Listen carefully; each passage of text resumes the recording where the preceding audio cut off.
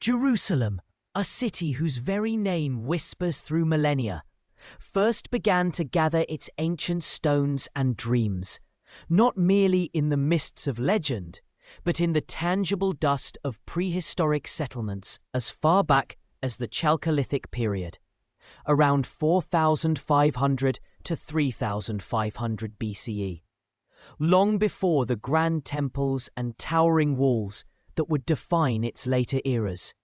Before even the earliest glimmers of written history, simple human lives unfolded on this elevated ridge, cradled by gentle valleys. Imagine the landscape then, not the sprawling urban tapestry we know today, but a rugged, sun-drenched terrain, where the soft, silvery green of olive trees dotted the hillsides, and the air hummed with the quiet rhythm of early agricultural life. These initial inhabitants, whose tools and pottery fragments occasionally surface from the deepest archaeological layers, were drawn to the unique blessings of this place. Chief among them was the Gihon Spring, a karstic water source that emerged from a cave in the Kidron Valley, offering a perennial, life-giving flow in an otherwise arid land. This spring, a true miracle in the ancient world, would become the very heart of Jerusalem's earliest communities, dictating their growth and survival for thousands of years.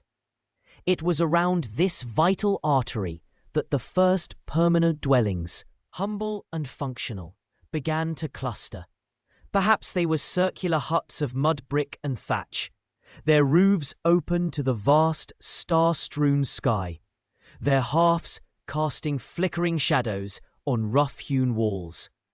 As centuries folded into millennia, these scattered settlements slowly evolved. By the early Bronze Age, roughly 3200 to 2200 BCE, the nascent city began to take on a more defined shape. The inhabitants, likely of Canaanite stock, started to construct more substantial fortifications, a testament to both their growing prosperity and the increasing need for protection in a world of shifting allegiances and nascent empires. The archaeological evidence, though sparse for this deepest layer, suggests the presence of defensive walls, perhaps simple stone ramparts, indicating a communal effort and a recognition of the strategic value of their hilltop home. It was a place of refuge, a natural fortress, perched above the convergence of valleys, making it difficult to assault. The name Jerusalem itself carries echoes of these ancient roots. While its precise etymology is debated, many scholars believe it derives from Uru Salim, meaning foundation of Salim, or city of peace, from the Semitic root Shalom or Salim. Salim was a Canaanite deity, often associated with the evening star or twilight, and the god of peace and well-being. This suggests that even in its earliest iterations, the settlement held a sacred significance, perhaps as a cultic center dedicated to this ancient deity. The idea of Jerusalem as a place of peace, a sanctuary, was woven into its very linguistic fabric from time immemorial, long before it became the spiritual heart of later monotheistic faiths. By the Middle Bronze Age, from about 2000 to 1550 BCE, Jerusalem had grown into a well-established Canaanite city-state. This was a period of significant urban development across the Levant, and Jerusalem was no exception. The city's defences became more formidable, featuring massive stone walls, some reaching impressive heights and widths, built in a style known as Cyclopean masonry, where large, unworked stones were fitted together. These walls enclosed a relatively small area, primarily focused on the eastern ridge above the Gihon Spring, a section now known as the City of David. Within these walls, a complex society was emerging, with administrative structures, religious practices, and trade networks connecting it to other urban centers in the region.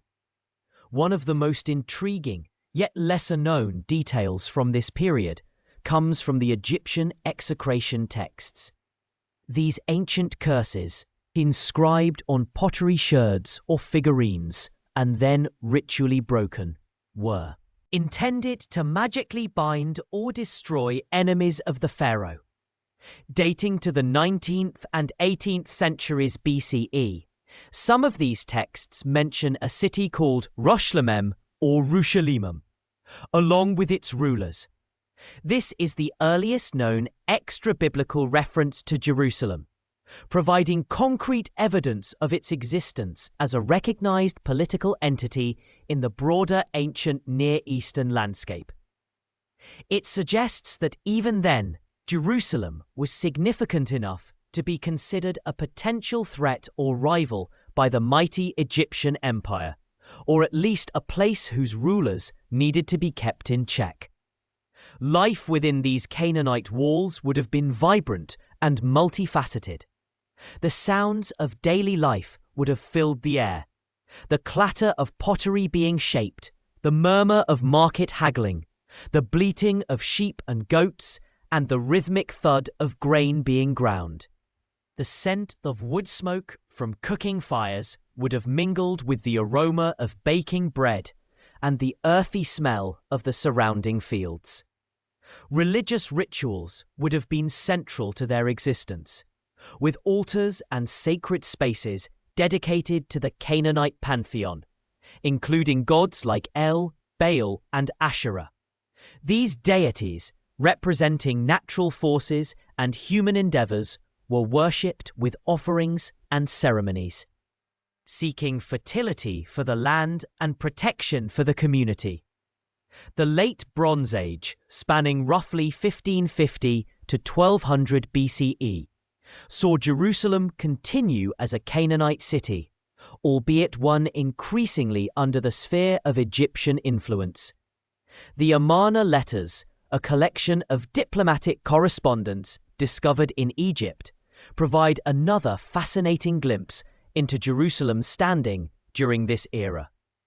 These clay tablets, dating to the 14th century BCE, contain letters from various Canaanite rulers, including one named Abdi Heber, who identifies himself as the ruler of Urushalim.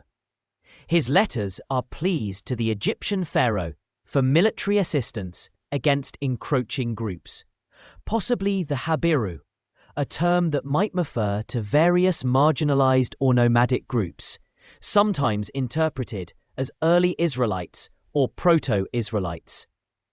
Abdi Heber's desperate appeals paint a picture of a city facing external pressures, struggling to maintain its autonomy amidst regional instability. He repeatedly asserts his loyalty to the pharaoh, stating, "As for me, I am no mayor. I am a military officer of the king, my lord. I am the rookie of the king, my lord." The term rookie is debated, but it might mean a guardian or overseer, suggesting a special status or responsibility within the Egyptian administrative system. His letters reveal a sophisticated diplomatic language and a clear understanding of the geopolitical realities of the time. They also highlight a persistent scholarly dispute. Were these Habiru truly the ancestors of the Israelites, or simply a generic term for brigands and displaced peoples? Historians still disagree whether the movements described in the Amarna letters directly correlate with the biblical narratives of the Israelite conquest of Canaan, or if they represent broader, unrelated demographic shifts. The truth likely lies in a complex interplay of various factors, with the biblical account being a later, theological interpretation of these turbulent times. Despite the external threats, Canaanite Jerusalem persisted. Its inhabitants continued to refine their agricultural practices, cultivating olives, grapes, and grains on the terraced hillsides. They engaged in trade, exchanging goods like pottery, metals, and textiles with neighboring cities and distant lands. The city's strategic location, straddling key trade routes, ensured its continued importance, even as larger empires vied for control of the region. The Gihon Spring remained its lifeblood, and elaborate water systems, including tunnels and shafts, were developed to ensure access to its precious flow even during times of siege. These engineering marvels, some of the earliest of their kind, speak to the ingenuity and resilience of Jerusalem's ancient residents. The end of the Late Bronze Age, around 1200 BCE, brought widespread collapse and upheaval across the eastern Mediterranean. This period, often referred to as the Bronze Age collapse, saw the decline of major empires, the disruption of trade networks, and the emergence of new peoples and political structures. While the precise impact on Jerusalem is less clear than for some other major urban centers, it likely experienced a period of decline or reduced prominence. The grand Canaanite city, with its strong walls and Egyptian connections, would eventually give way to new inhabitants and new narratives, setting the stage for the next chapter in its extraordinary history. The echoes of these early peoples, their myths, their struggles, and their deep connection to the land and its sacred spring, would forever resonate beneath the layers of subsequent civilizations, forming the very bedrock of Jerusalem's enduring legacy. If you're enjoying this, make sure to subscribe and leave in the comments the time and place you're listening from. From the nomadic whispers of the desert, the story of Jerusalem began to coalesce around a new, formidable presence, the Israelite tribes. Their journey, often marked by hardship and divine promise, led them eventually to the rugged highlands of Canaan. Here, amidst ancient hills and valleys, a small Jebusite stronghold, known then as Jebus, stood as a defiant, almost impenetrable bastion. Its natural defences were formidable, perched on a narrow spur of land, protected by steep ravines on three sides. For generations, it resisted the Israelite advance, a constant, stubborn thorn in their side. Then came David, a shepherd king, whose legend would intertwine irrevocably with the very fabric of this city.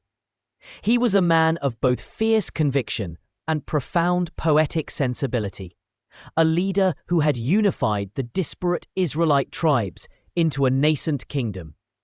His capital, initially Hebron, felt too far south, too rooted in a single tribal identity. He needed a central, neutral ground, a place that could symbolize the unity he had painstakingly forged. Jebus, strategically located at the crossroads between the northern and southern tribes, presented an ideal, albeit challenging, solution. The biblical account, found in the Book of Samuel, describes David's audacious capture of the city.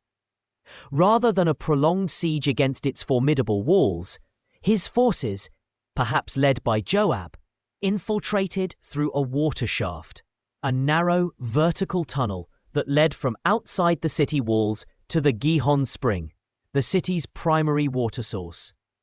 It was a daring, almost impossible feat, a testament to David's strategic genius and the unwavering loyalty of his men. With the city thus breached from within, the Jebusite stronghold fell, its ancient defences rendered useless by ingenuity and courage. Upon its capture, David renamed the city Ir-David, the City of David. It was no longer merely a fortified town. It was to be the heart of his kingdom, a political and spiritual capital. He began to transform it, building his palace and fortifying its defences. The very stones of the ancient Jebusite structures were likely repurposed, absorbing the history of one people into the nascent identity of another. The air, once filled with the murmurs of Jebusite rituals, now resonated with the sounds of Hebrew speech and the preparations for a new era. But David's vision extended beyond mere political dominion. He understood that to truly unify his people, he needed a spiritual anchor, a tangible symbol of their covenant with their God. His most significant act, the one that truly elevated Jerusalem to its sacred status, was the relocation of the Ark of the Covenant. This sacred chest, believed to contain the tablets of the Ten Commandments, was the holiest artifact of the Israelite faith, a palpable representation of the divine presence among them. Its journey to Jerusalem was not just a logistical move. It was a grand, ceremonial procession, filled with music, dancing, and fervent devotion. Imagine the scene. The ark, carried on the shoulders of priests, slowly ascending the dusty paths towards the city of David.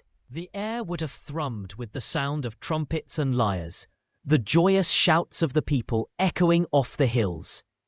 David himself, reportedly shedding his royal robes to dance with unbridled ecstasy before the ark, set a precedent for the profound spiritual connection between the king, his people, and this chosen city.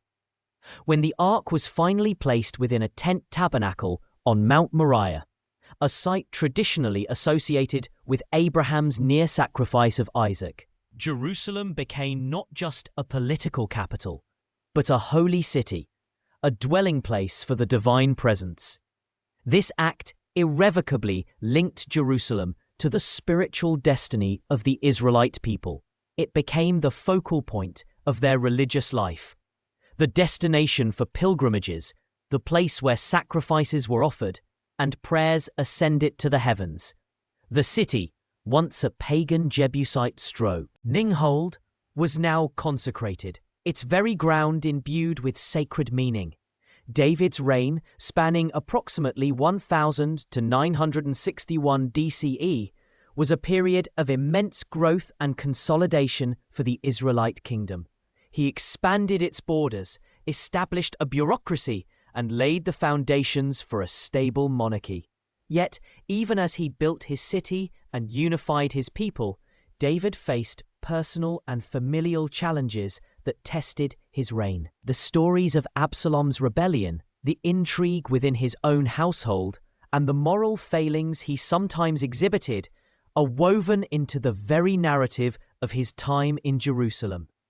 These human dramas, played out against the backdrop of a burgeoning capital, remind us that even kings, chosen by divine providence, were subject to the same trials and tribulations as their subjects. Upon David's death, the mantle of leadership passed to his son, Solomon. Solomon inherited a kingdom that was largely unified and prosperous, a testament to his father's efforts. But where David was a warrior and a poet, Solomon was a builder and a diplomat, a king renowned for his wisdom and his vast wealth. He took his father's vision for Jerusalem and elevated it to an unprecedented scale. Solomon's most enduring legacy in Jerusalem was the construction of the first temple. David had desired to build a permanent dwelling for the Ark of the Covenant, a grand structure worthy of God's presence. But he was told by the prophet Nathan that this task would fall to his son. Solomon embraced this divine mandate with unparalleled zeal. He amassed vast resources, drawing upon the wealth of his kingdom and forging alliances with neighboring powers, most notably Hiram, king of Tyre, who provided skilled Phoenician craftsmen and vast quantities of cedar and cypress timber from the forests of Lebanon. The construction of the temple was an immense undertaking, spanning 7 years, according to biblical accounts, 1 Kings 6:38. Imagine the sheer scale of the operation. Thousands of laborers quarrying massive stones from the hills surrounding Jerusalem, shaping them with precision and transporting them to the Temple Mount. The air would have been filled with the sounds of hammers, chisels, and the rhythmic chants of workers. The temple was designed to be a marvel of ancient architecture, adorned with gold, precious stones, and intricate carvings. It was not merely a place of worship. It was a symbol of Israel's power, its prosperity, and its unique relationship with its God. The dedication of the temple was another momentous occasion, even grander than the ark's arrival. The biblical narrative describes a magnificent ceremony, with Solomon offering a profound prayer of dedication, acknowledging the paradox of building a house for a God who transcends all space. Fire descended from heaven, consuming the sacrifices, and the glory of the Lord filled the temple, signifying divine acceptance. From that moment, the temple became the undisputed spiritual heart of the Israelite nation, the focal point of their religious identity, and the destination for pilgrims from across the land. The temple's design, though detailed in biblical texts, remains a subject of scholarly debate and archaeological speculation. While no definitive archaeological remains of Solomon's temple have been found on the Temple Mount itself due to successive destructions and subsequent constructions, particularly the Herodian temple and later Islamic structures, scholars piece together its probable appearance from textual descriptions and contemporary Near Eastern temple architecture.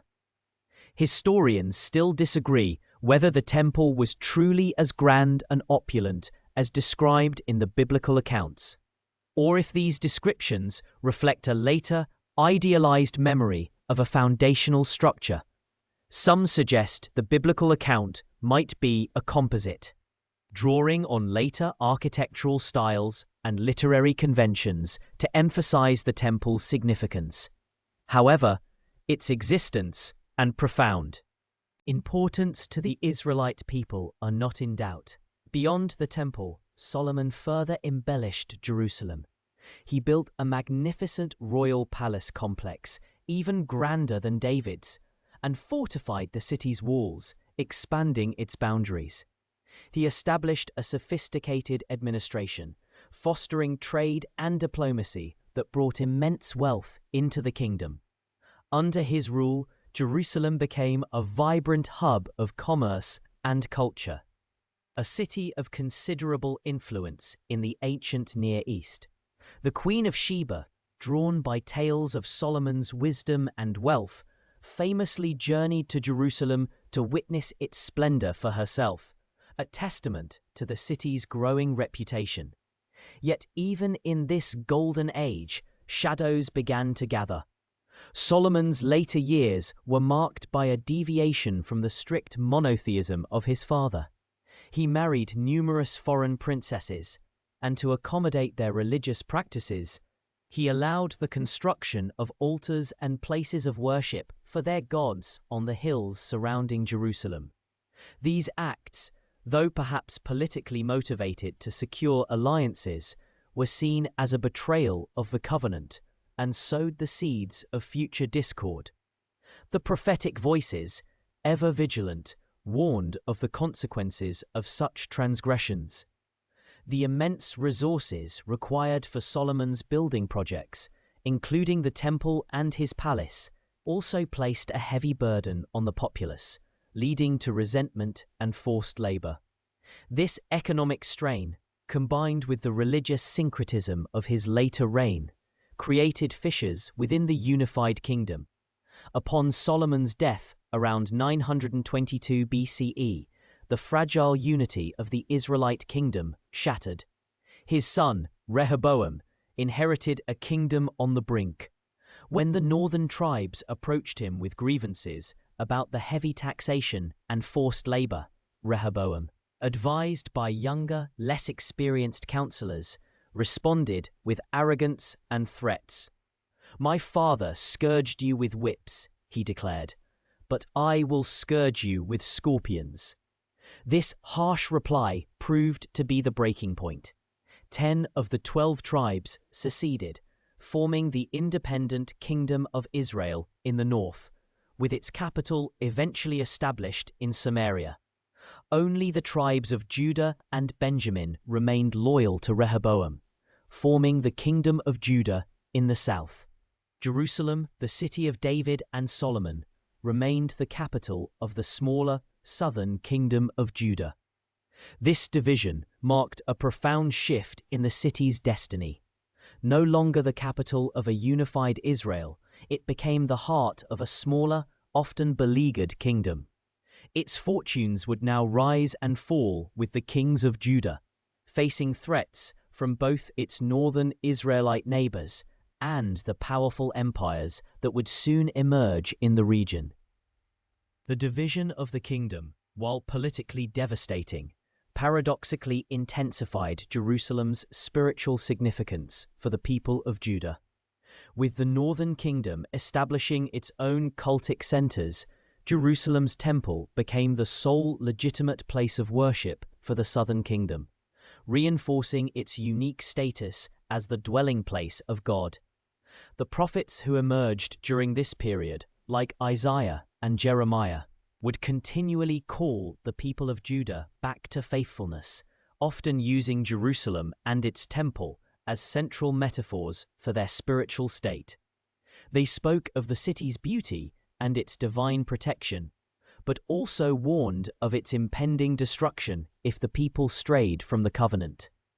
The centuries that followed saw Jerusalem endure a series of challenges.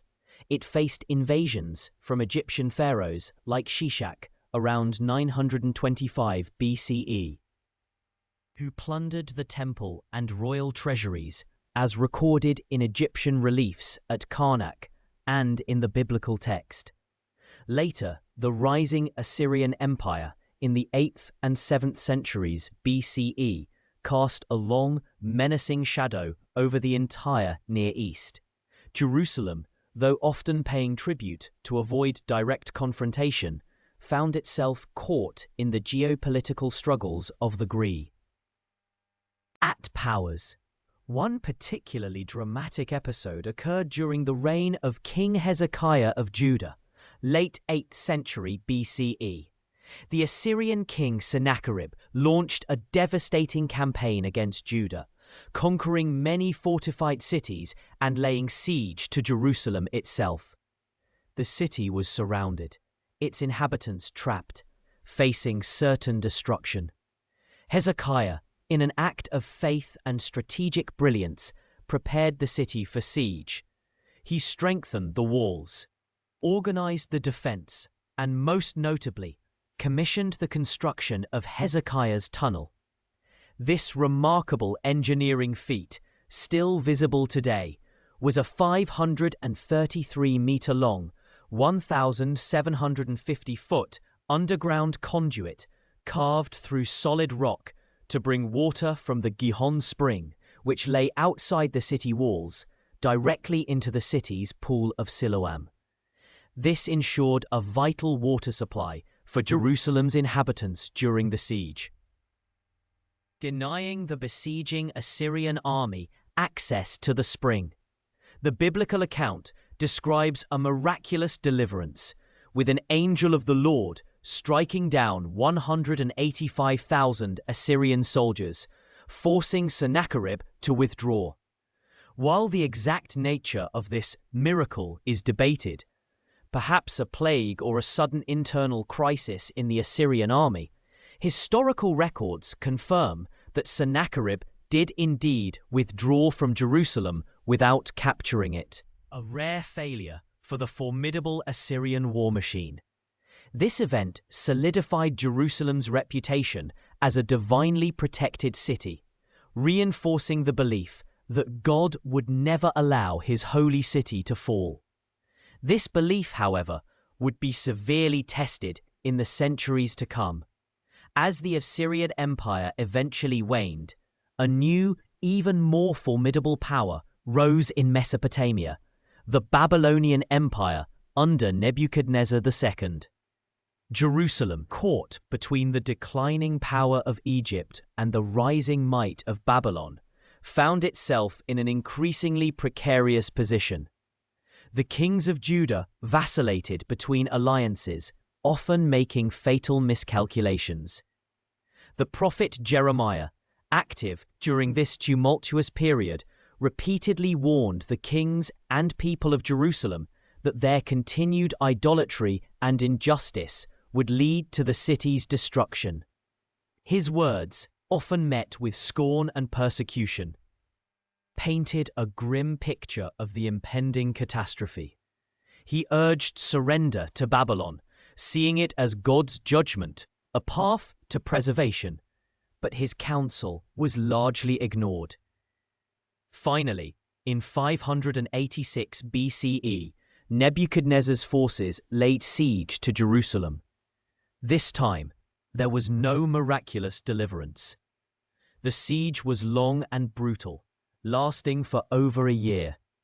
Famine and disease ravaged the city. The walls, once thought impregnable, were finally breached. The Babylonians poured into the city, enacting a terrible vengeance. The destruction was absolute. The magnificent Temple of Solomon, the spiritual heart of the nation for nearly 4 centuries, was plundered, set ablaze, and utterly demolished. Its sacred vessels were carried off to Babylon. The royal palace, the city walls, and virtually every significant building were reduced to rubble. The city itself was left a desolate wasteland, a stark monument to the prophet's dire warnings. The elite of Judah, including the royal family, priests, scribes, and skilled craftsmen, were forcibly deported to Babylon, an event known as the Babylonian Exile. Only the poorest and weakest were left behind to tend the land. The vibrant life that had pulsed through the city of David and Solomon for centuries was extinguished, replaced by silence and the haunting whispers of the wind through shattered stones. This catastrophic event, the destruction of Jerusalem and the temple, and the exile of its people, was a profound trauma for the Israelite nation.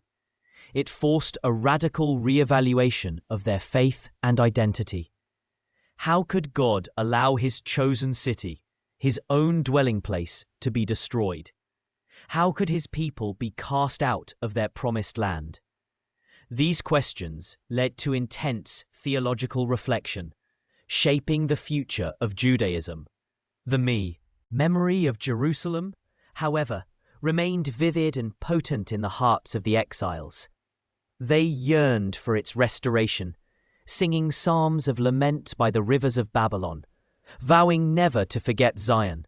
The city, though physically ruined, continued to live on as a powerful symbol of their past glory and their future hope.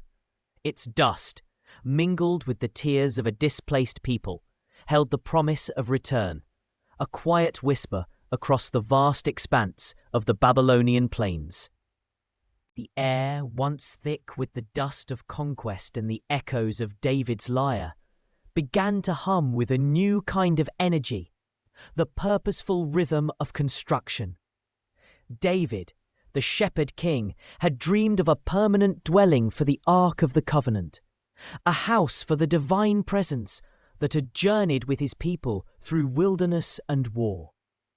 Yet it was his son Solomon who would bring this grand vision to life. Solomon, whose very name meant peace, inherited a kingdom at its zenith, stretching from the Euphrates to the border of Egypt, a realm ripe for architectural ambition. Solomon's reign, beginning around 970 BCE, marked a golden age for Jerusalem.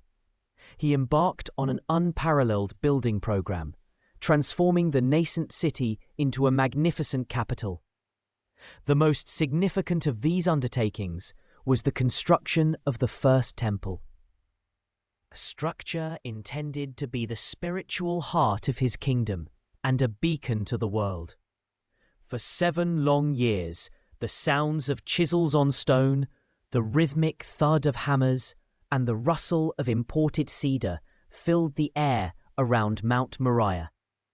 It was a monumental effort, requiring immense resources and skilled labor. Solomon forged alliances with Hiram, king of Tyre, who provided not only the famed cedars of Lebanon, wood renowned for its fragrance and durability, but also expert craftsmen, including master builders and artisans skilled in bronze work.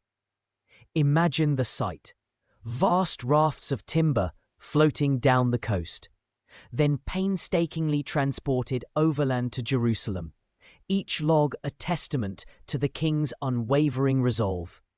The temple itself was a marvel of ancient architecture, though its exact dimensions and appearance are largely known through biblical descriptions rather than archaeological remains. It was not a vast, open space for congregational worship, as we might envision a modern church, but rather a series of chambers, each more sacred than the last. The outer courts, accessible to all, led to the holy place, where priests performed daily rituals, burning incense and tending the menorah. Beyond this, veiled in mystery and accessible only to the high priest once a year on the Day of Atonement, was the Holy of Holies, the innermost sanctuary, a cubical chamber said to house the Ark of the Covenant. The interior was adorned with gold, intricate carvings of cherubim, palm trees, and open flowers, reflecting a blend of Israelite and Phoenician artistic styles. The very stones, quarried and shaped off-site, were fitted together so precisely that, according to tradition, no sound of iron tools was heard during the temple's erection. Perhaps these walls whispered stories to the stars, silent witnesses to the meticulous dedication poured into their creation. Beyond the temple, Solomon also constructed his own opulent palace complex, a sprawling array of buildings that took 13 years to complete. This included the House of the Forest of Lebanon, so named for its cedar pillars, and the Hall of Pillars, along with the throne room, where Solomon administered justice from his famed ivory throne, overlaid with gold and flanked by lions. These structures, built on a grand scale, showcased the wealth and power of his empire. Jerusalem, under Solomon, blossomed into a true metropolitan center, a hub of trade and diplomacy. Caravans, laden with goods from distant lands, traversed its roads, and ambassadors from foreign courts sought audience with the wise king. The city's population swelled, its defenses were strengthened, and its water systems, including the famous Gihon Spring and the Siloam Tunnel, were further developed to support the growing populace. Yet even in this era of unparalleled splendor, the seeds of future discord were being sown. Solomon's vast building projects and luxurious lifestyle required immense financial resources. This led to heavy taxation and, for some, forced labor, creating a growing resentment among the populace, particularly in the northern tribes. Furthermore, his many foreign wives, though politically advantageous, introduced diverse religious practices into Jerusalem, challenging the monotheistic principles that had been the bedrock of Israelite identity. While Solomon himself is depicted as remaining largely faithful to Yahweh, the presence of altars and shrines dedicated to foreign deities within the city walls was a source of concern for many devout Israelites. Historians still debate the extent to which these foreign influences genuinely undermined the religious fabric of the kingdom during Solomon's lifetime, or if they were more a symptom of a broader societal shift towards syncretism. Was it a pragmatic acceptance of diverse faiths for the sake of political stability, or a gradual erosion of core beliefs? The answer remains elusive, shrouded in the mists of time and the complexities of ancient religious practice. Upon Solomon's death around 931 BCE, the fragile unity of his empire began to unravel. His son, Rehoboam, inherited a kingdom burdened by debt and simmering discontent. When the northern tribes approached him, pleading for a lighter yoke of taxation and labor, Rehoboam, advised by younger, more aggressive counselors, responded with arrogance and disdain. "My father scourged you with whips," he declared, "but I will scourge you with scorpions." This harsh pronouncement proved to be the catalyst for a catastrophic schism. The 10 northern tribes, led by Jeroboam, a former official under Solomon who had fled to Egypt, revolted. They declared their independence, forming the Kingdom of Israel, with its capital eventually established in Samaria. This left Rehoboam ruling over only 2 tribes, Judah and Benjamin, forming the smaller southern Kingdom of Judah, with Jerusalem as its capital. The division was not merely political, it was also religious. Jeroboam, fearing that annual pilgrimages to the temple in Jerusalem would rekindle loyalty to the Davidic line, established alternative cultic centers in Bethel and Dan, erecting golden calves for worship. This act, a deliberate departure from the centralized worship in Jerusalem, further cemented the separation and introduced a new form of idolatry into the northern kingdom. The immediate aftermath of the division was marked by tension and sporadic conflict. The 2 kingdoms, once united under a single crown, now eyed each other with suspicion. Jerusalem, though still home to the magnificent temple, found its spiritual authority challenged. The dream of a unified, divinely sanctioned kingdom, so vividly realized under David and Solomon, had shattered. The subsequent centuries witnessed a complex tapestry of alliances, rivalries, and invasions that profoundly shaped the destiny of Jerusalem. The Kingdom of Judah, though smaller, retained its spiritual significance due to the presence of the temple and the Davidic dynasty. However, its history was far from peaceful. Jerusalem became a strategic prize, coveted by powerful empires rising in the region. The city faced numerous threats and sieges. One of the earliest challenges came from Shishak, the Egyptian pharaoh, who invaded Judah around 925 BCE, just 5 years after the kingdom's division.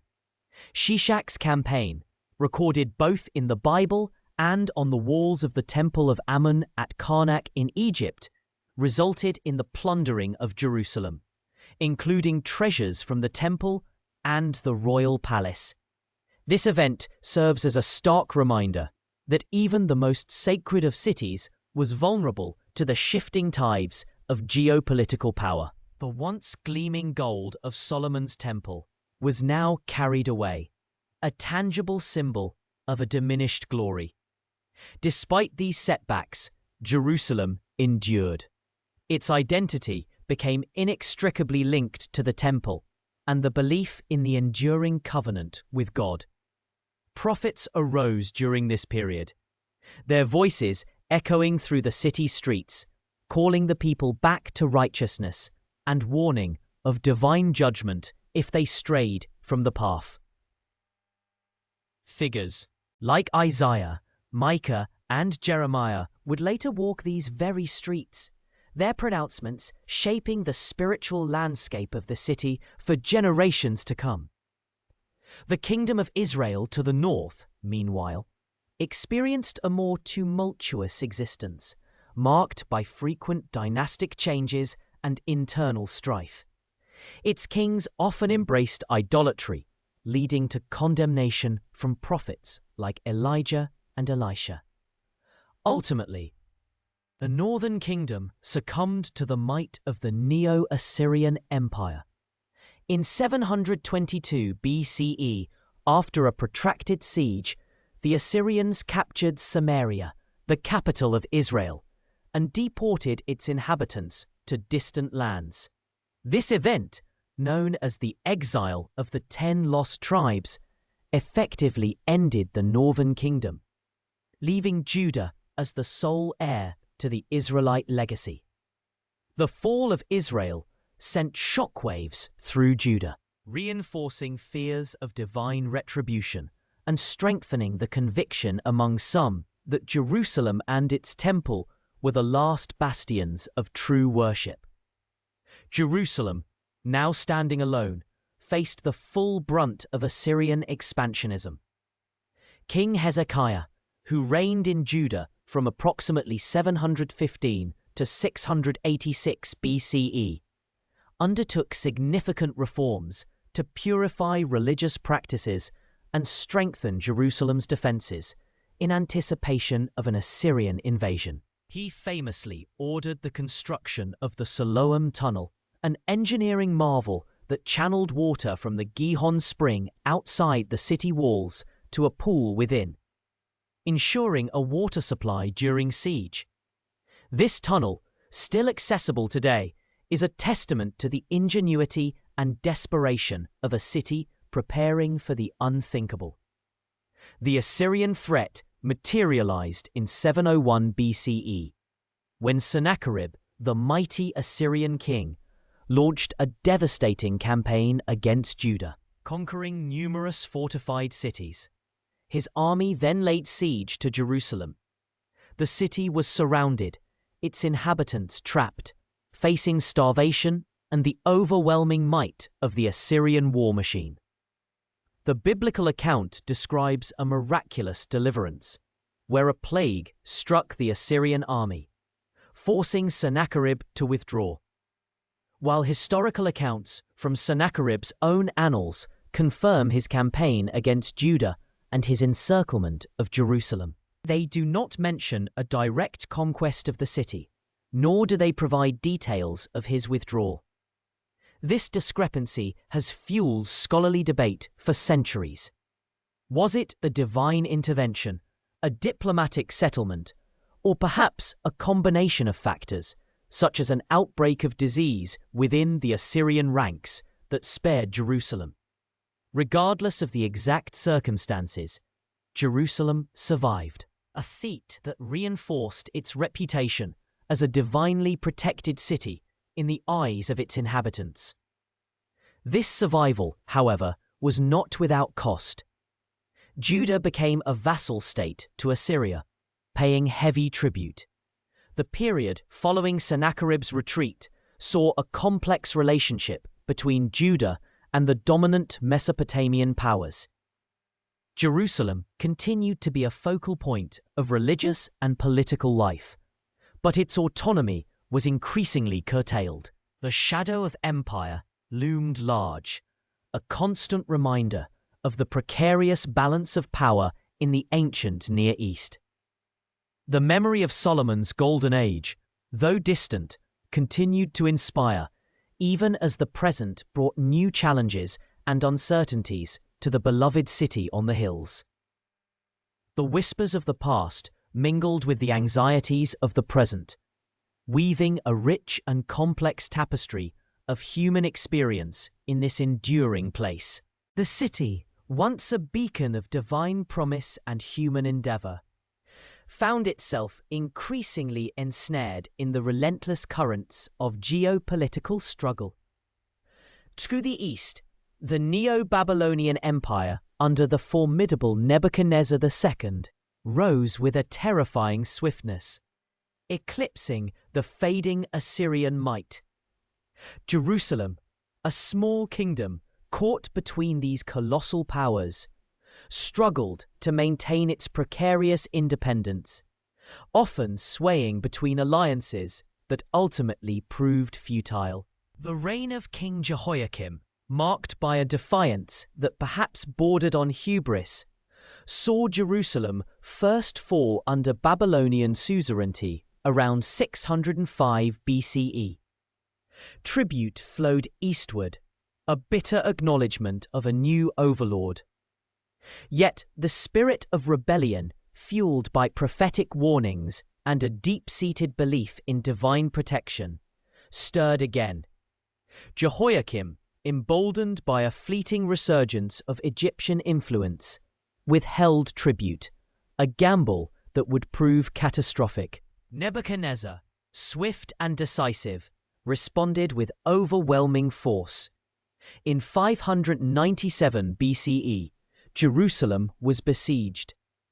The city, accustomed to the protection of its formidable walls, now faced an enemy whose military prowess was unmatched. After a relatively short siege, Jehoiakim died, perhaps during the conflict or shortly before, and his young son, Jehoiakim, ascended to a throne already teetering on the brink.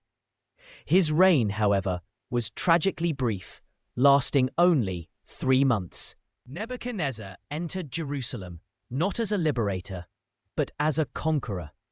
The consequences were immediate and profound. King Jehoiakim, along with his mother, his court, and a significant portion of Jerusalem's elite, its skilled artisans, its scribes, its priests, and its prominent citizens, were forcibly deported to Babylon. This was not a random act of cruelty, but a calculated strategy to dismantle the kingdom's leadership and intellectual backbone, thereby preventing future uprisings.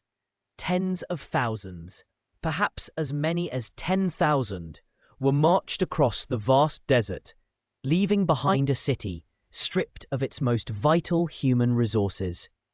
Among them was the prophet Ezekiel, whose vivid visions of a desolate land and future restoration would later offer solace to the exiles.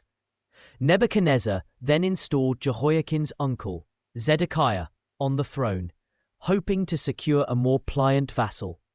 For a time, a fragile peace settled over Jerusalem, a city now a shadow of its former self.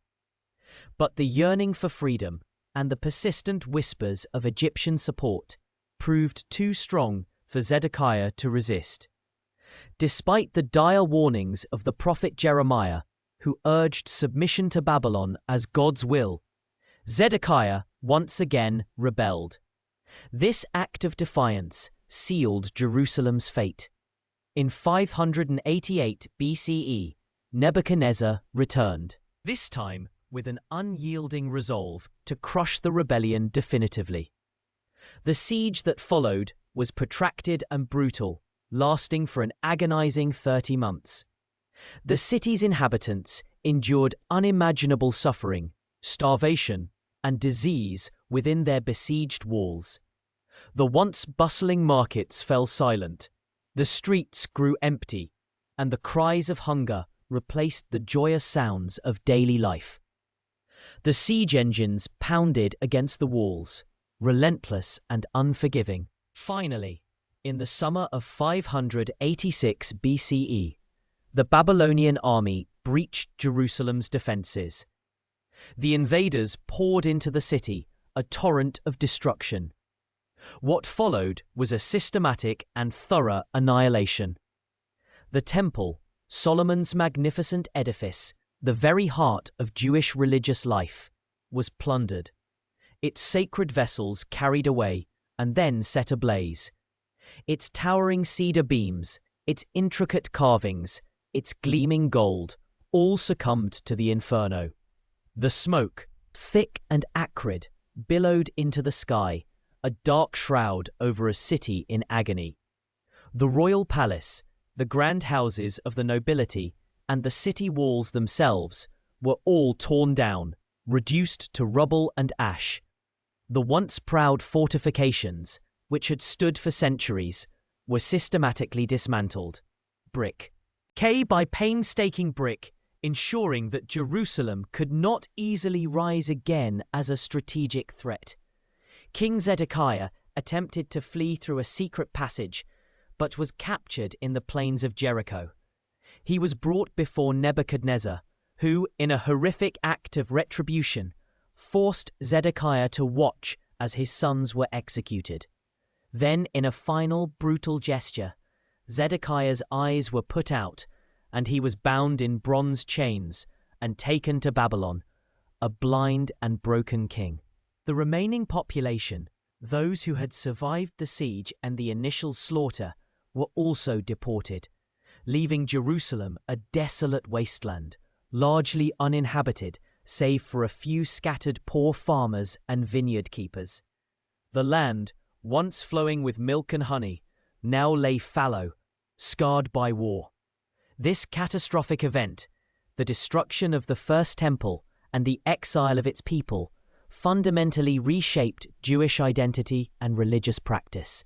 It forced a transition from a temple-centric worship to a more portable, text-based faith, laying the groundwork for the synagogue and the enduring power of Scripture. For 50 years, the Jewish people lived in exile in Babylon. They settled along the canals, establishing communities, building houses, and cultivating fields. Though far from their homeland, they did not forget Jerusalem. The psalmists lament, "By the rivers of Babylon, there we sat down and wept." "When we remembered Zion," encapsulates the profound longing and sorrow that permeated their lives. They maintained their distinct identity, their customs, and their faith, even as they adapted to a foreign culture. They held on to the prophecies of Jeremiah and Ezekiel, who spoke of a future return and restoration. Then a new power emerged from the east, destined to reshape the ancient world. Cyrus the Great, founder of the Achaemenid Persian Empire, swept through Mesopotamia, conquering Babylon in 539 BCE. Unlike the Babylonians, Cyrus pursued a policy of religious tolerance and repatriation for exiled peoples. In 538 BCE, he issued a decree, famously known as the Edict of Cyrus, which permitted the Jewish exiles to return to their homeland and rebuild their temple in Jerusalem. This was a moment of immense joy and hope, yet the return was not a mass exodus. Many had established lives in Babylon, and the journey back to a ruined land was daunting. Nevertheless, under the leadership of Zerubbabel, a descendant of the Davidic line, and Joshua, the high priest, the first wave of exiles, numbering around 50,000, began the arduous journey back to Judah. They arrived to find Jerusalem a desolate ruin, the temple a pile of charred stones, and the city walls completely dismantled. The task before them was immense, requiring not only physical labor but also immense spiritual fortitude. Their first priority was to rebuild the altar and re-establish daily sacrifices, symbolizing the renewal of their covenant with God. Then, with great enthusiasm, they laid the foundations for the Second Temple. However, the initial fervor soon met with significant challenges. The local populations, often Samaritans who had settled in the region during the exile, viewed the returning Jews with suspicion and hostility. They actively obstructed the rebuilding efforts, sending letters of complaint to the Persian authorities and even resorting to harassment and intimidation. Economic hardships, crop failures, and internal squabbles further dampened spirits. For nearly 2 decades, the work on the temple stalled, a testament to the difficult realities of rebuilding a shattered society. It was the prophets Haggai and Zechariah who, around 520 BCE, reignited the people's resolve.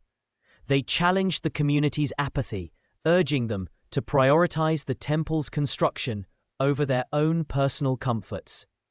Their impassioned sermons reminded the people of God's promises and the importance of a spiritual center for their renewed nation. Inspired by their words, and with renewed support from the Persian king Darius I, the rebuilding efforts resumed with vigor. Finally, in 516 BCE, 70 years after its destruction, the Second Temple was completed and dedicated. While it did not possess the opulent grandeur of Solomon's temple, it was nevertheless a momentous achievement, a symbol of resilience and faith. The dedication ceremony was a joyous occasion. marking a new chapter in the history of Jerusalem and the Jewish people. The city itself, however, remained largely unfortified and sparsely populated for many years. The return from exile and the rebuilding of the temple laid the groundwork for the post-exilic period. But Jerusalem still faced significant challenges. The community struggled with internal divisions, economic hardship, and the pervasive influence of foreign cultures.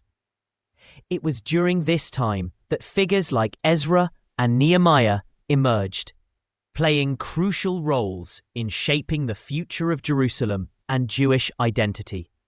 Ezra, a priest and scribe, arrived in Jerusalem around 458 BCE with a mission to restore religious observance and enforce the law of Moses. He was deeply concerned about the laxity of religious practice and the widespread intermarriage with foreign peoples, which he viewed as a threat to the community's distinct identity. Ezra convened a great assembly where the law was read aloud to the people, leading to a renewal of the covenant and a commitment to adhere strictly to its precepts. His reforms were foundational in establishing the Torah as the central authority in Jewish life, further solidifying the shift from temple-centric worship to a focus on scripture and communal study. Shortly after Ezra's arrival, Nehemiah, a high-ranking Jewish official in the Persian court, received distressing news about the dilapidated state of Jerusalem's walls and the suffering of its inhabitants. Deeply moved, he secured permission from King Artaxerxes I to return to Jerusalem as governor, with the specific mandate to rebuild the city's defenses. Nehemiah arrived in Jerusalem around 445 BCE and immediately began organizing the monumental task of rebuilding the walls. This was not merely a construction project. It was a defiant act of self-determination, a declaration that Jerusalem would once again be a secure and thriving city.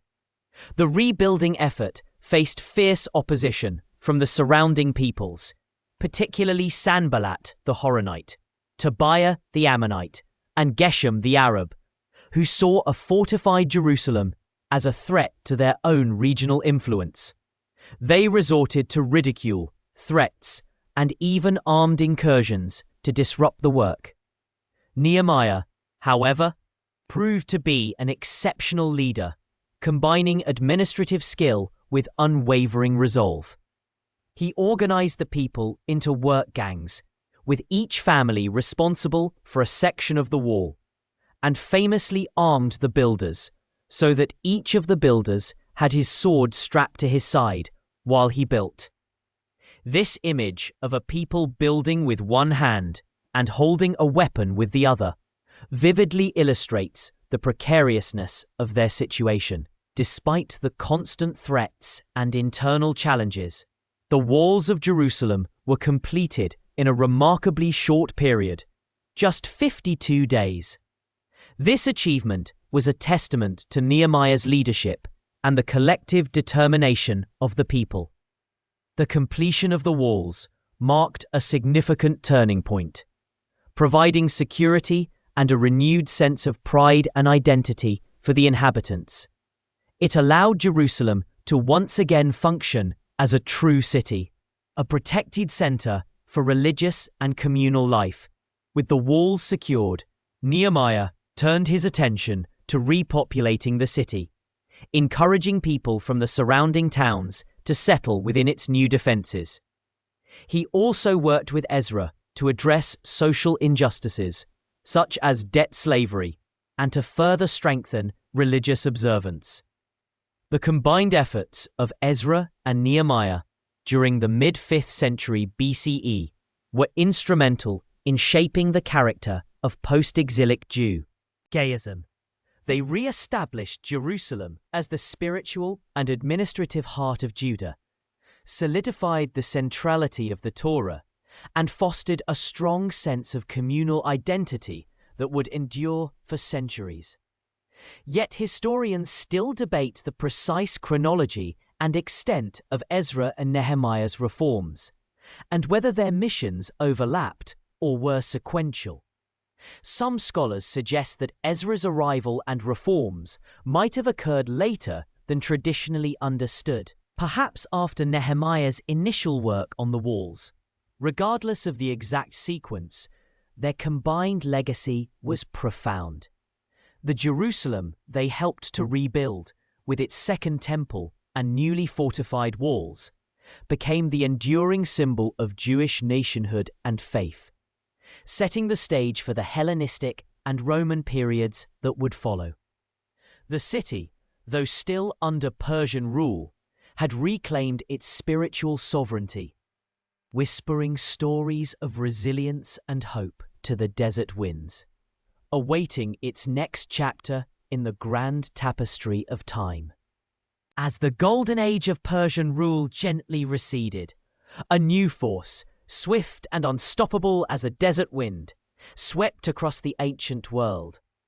Alexander the Great, a young Macedonian king, burst onto the scene, his armies a whirlwind of bronze and ambition. In 332 BCE, after his decisive victory over Darius III at the Battle of Issus, the path to the Levant lay open. Legend whispers that when Alexander approached Jerusalem, he was met not with defiance, but with a procession of priests robed in white, led by the high priest himself. Josephus, the ancient historian, recounts that Alexander was shown prophecies in the book of Daniel, foretelling his conquests, a vision that so impressed him that he offered sacrifices in the temple and granted the Jews exemption from tribute during the sabbatical year. Whether this encounter unfolded precisely as described, the city of Jerusalem, nestled in its hills, found itself once again under the sway of a new empire, this time a Hellenistic one. The death of Alexander in 323 BCE fractured his vast empire into a mosaic of competing kingdoms, each ruled by his generals, known as the Diadochi. For Jerusalem, this meant becoming a pawn in the relentless struggle between the Ptolemies, who established their dynasty in Egypt, and the Seleucids, who carved out a kingdom stretching from Anatolia to Mesopotamia. For over a century, the city swayed between these two powerful Hellenistic states, sometimes peacefully, sometimes through the clash of armies. The Ptolemies, generally, adopted a more benevolent approach, allowing a degree of religious and cultural autonomy. Under their rule, Greek culture and language began to filter into Jerusalem, not as an imposition, but as a subtle influence, seen in the architecture and the burgeoning trade routes that connected the city to the wider Hellenistic world. Yet the heart of Jerusalem remained distinctly Jewish, its traditions and temple rituals thriving amidst the ebb and flow of foreign powers. Then, around 200 BCE, a decisive shift occurred.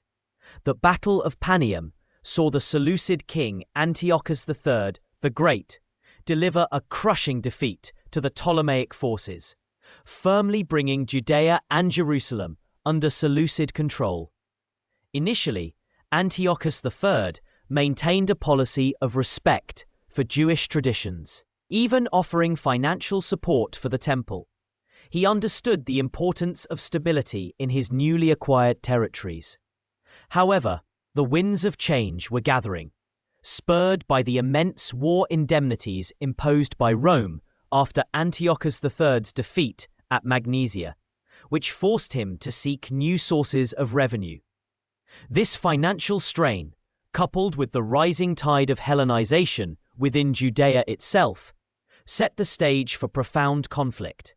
Some segments of Jerusalem society, particularly the aristocracy and priestly families, embraced Greek customs, language, and even athletic pursuits, seeing them as a path to greater influence and prosperity within the Seleucid Empire.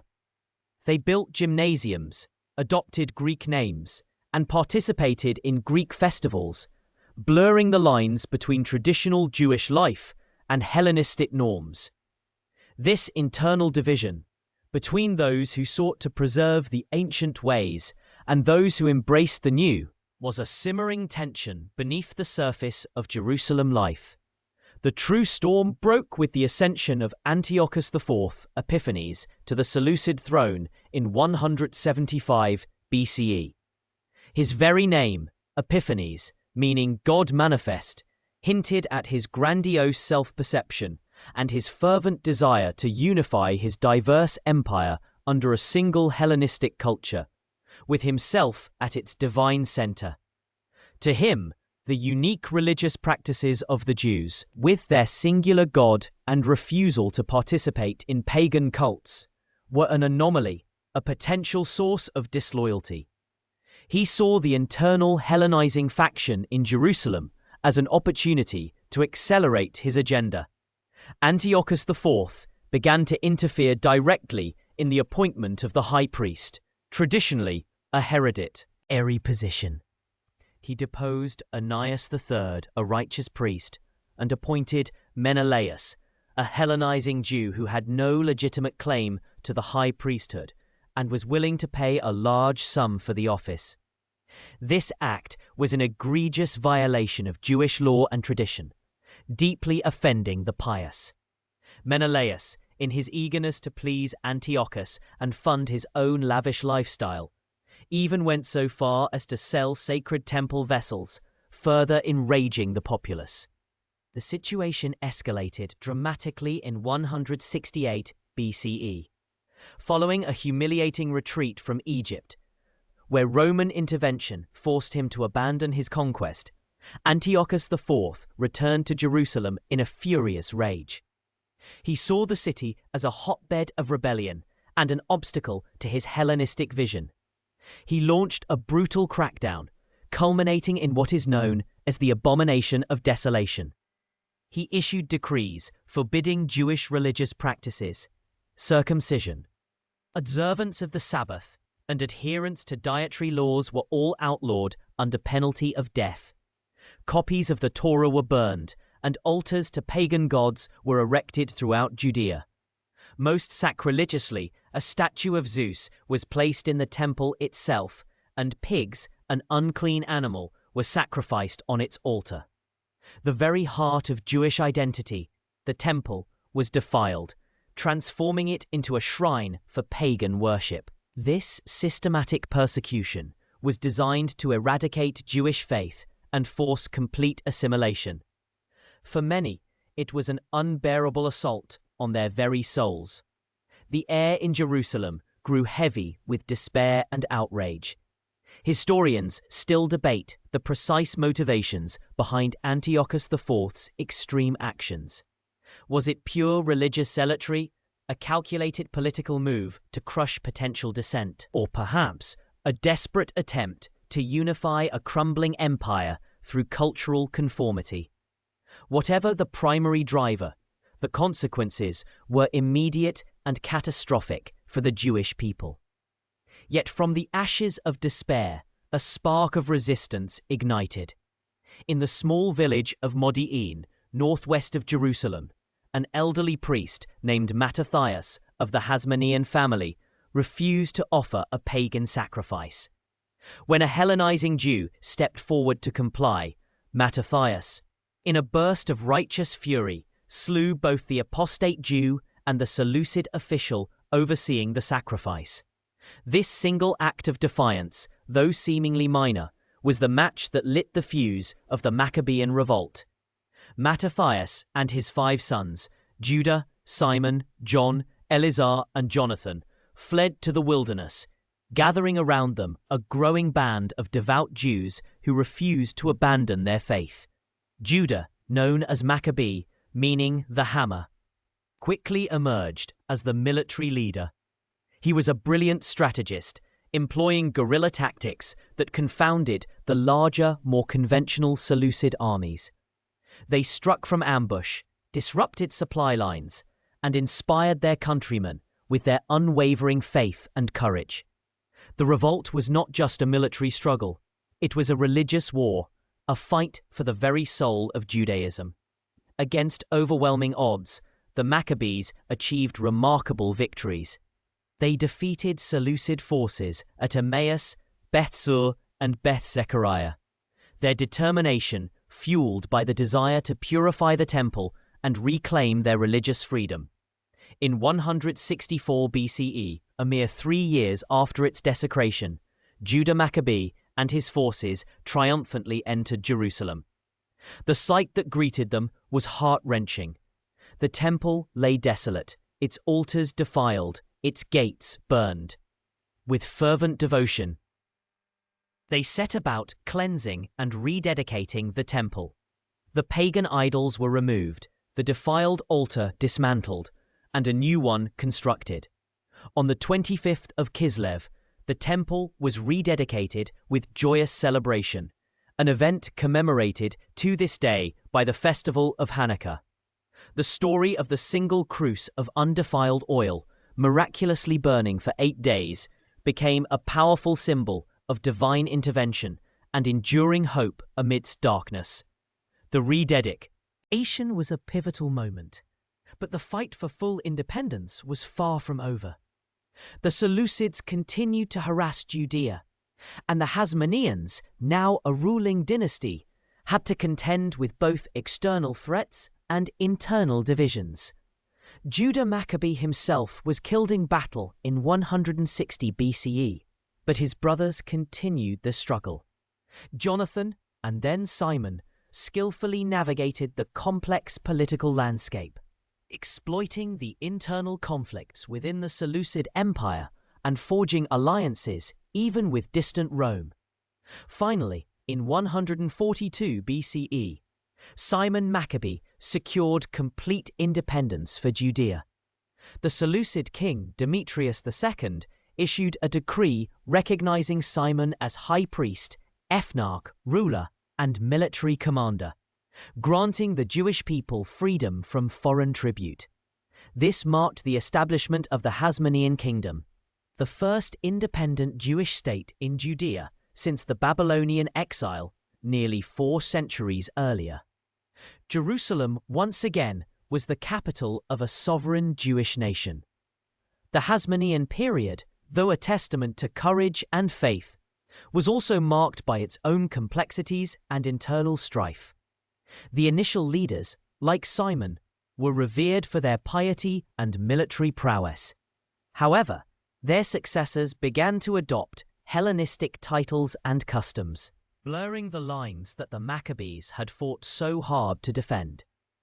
John Hyrcanus I, Simon's son, expanded the kingdom's borders through military conquest, forcing the Idumeans to convert to Judaism, an act that historians still debate as to its religious and ethical implications. He also began minting his own coins, a clear symbol of sovereignty. Yet his rule saw the beginning of the rift between the Pharisees and the Sadducees, 2 prominent Jewish religious factions, over matters of religious law and political authority. Later Hasmonean rulers, like Alexander Janus, openly embraced Hellenistic culture, even taking the Greek title of king in addition to high priest, a move that alienated many pious Jews who believed that only a descendant of David could legitimately be king. His reign was characterized by brutal internal conflicts and widespread executions, a stark contrast to the initial religious fervor of the Maccabean revolt. The Hasmonean dynasty, born of a fight against Hellenization, ironically succumbed to some of its influences, and its later years were plagued by dynastic struggles and civil war, weakening the kingdom from within. Jerusalem during this period flourished in some ways, yet suffered in others.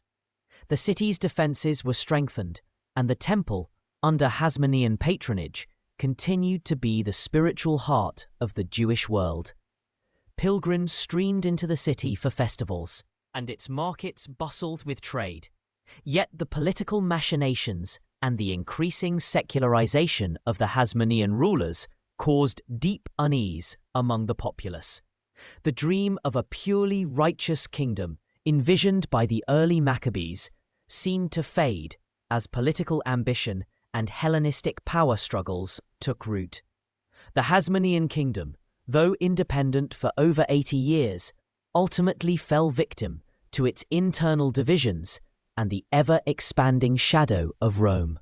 The competing claims of two Hasmonean brothers, Hyrcanus II and Aristobulus II, for the throne led them to appeal to the rising power in the West.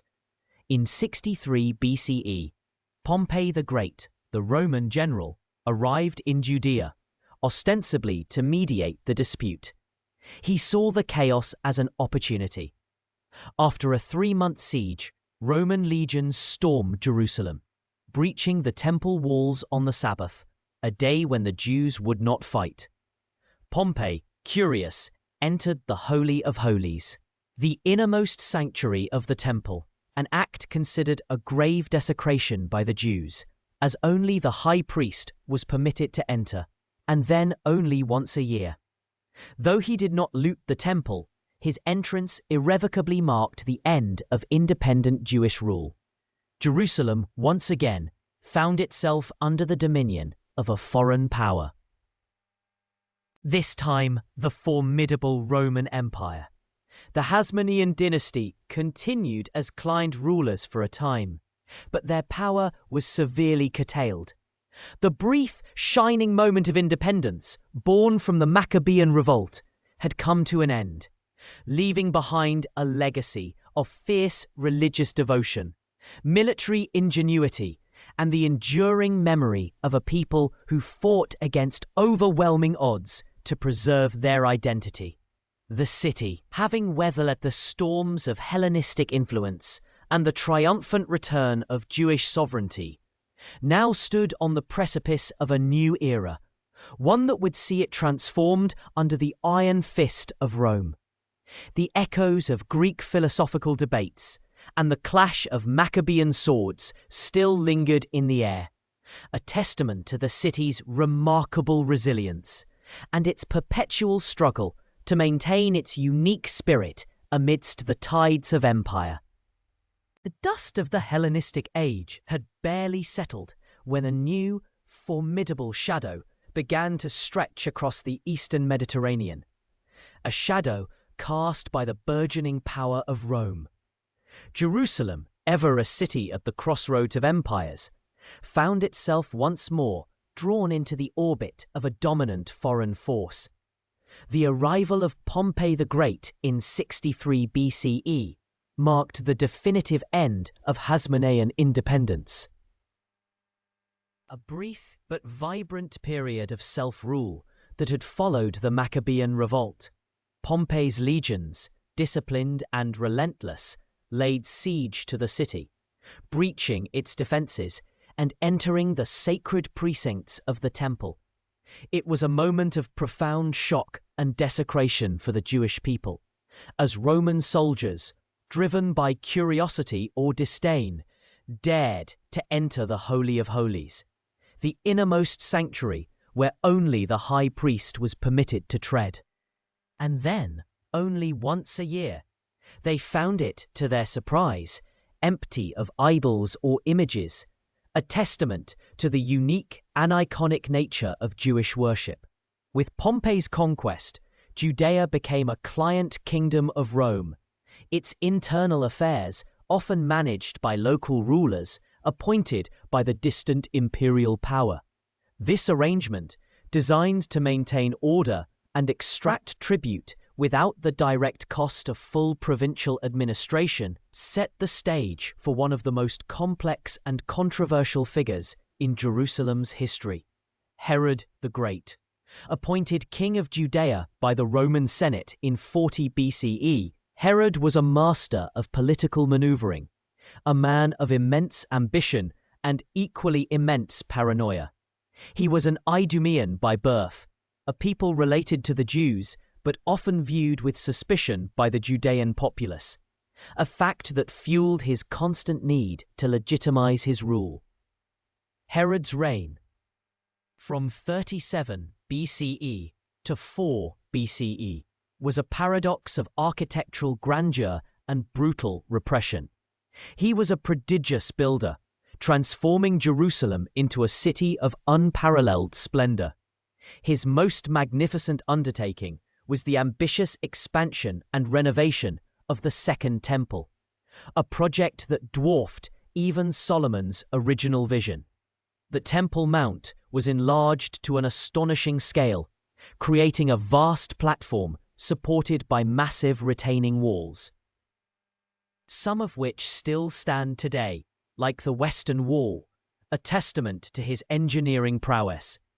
The temple itself was rebuilt with dazzling white stone and gilded ornamentation. Its courtyards expanded to accommodate vast numbers of pilgrims. Josephus, the Jewish historian, describes it as a structure of immense beauty, shining with the brilliance of the sun. This architectural marvel was not merely an act of piety.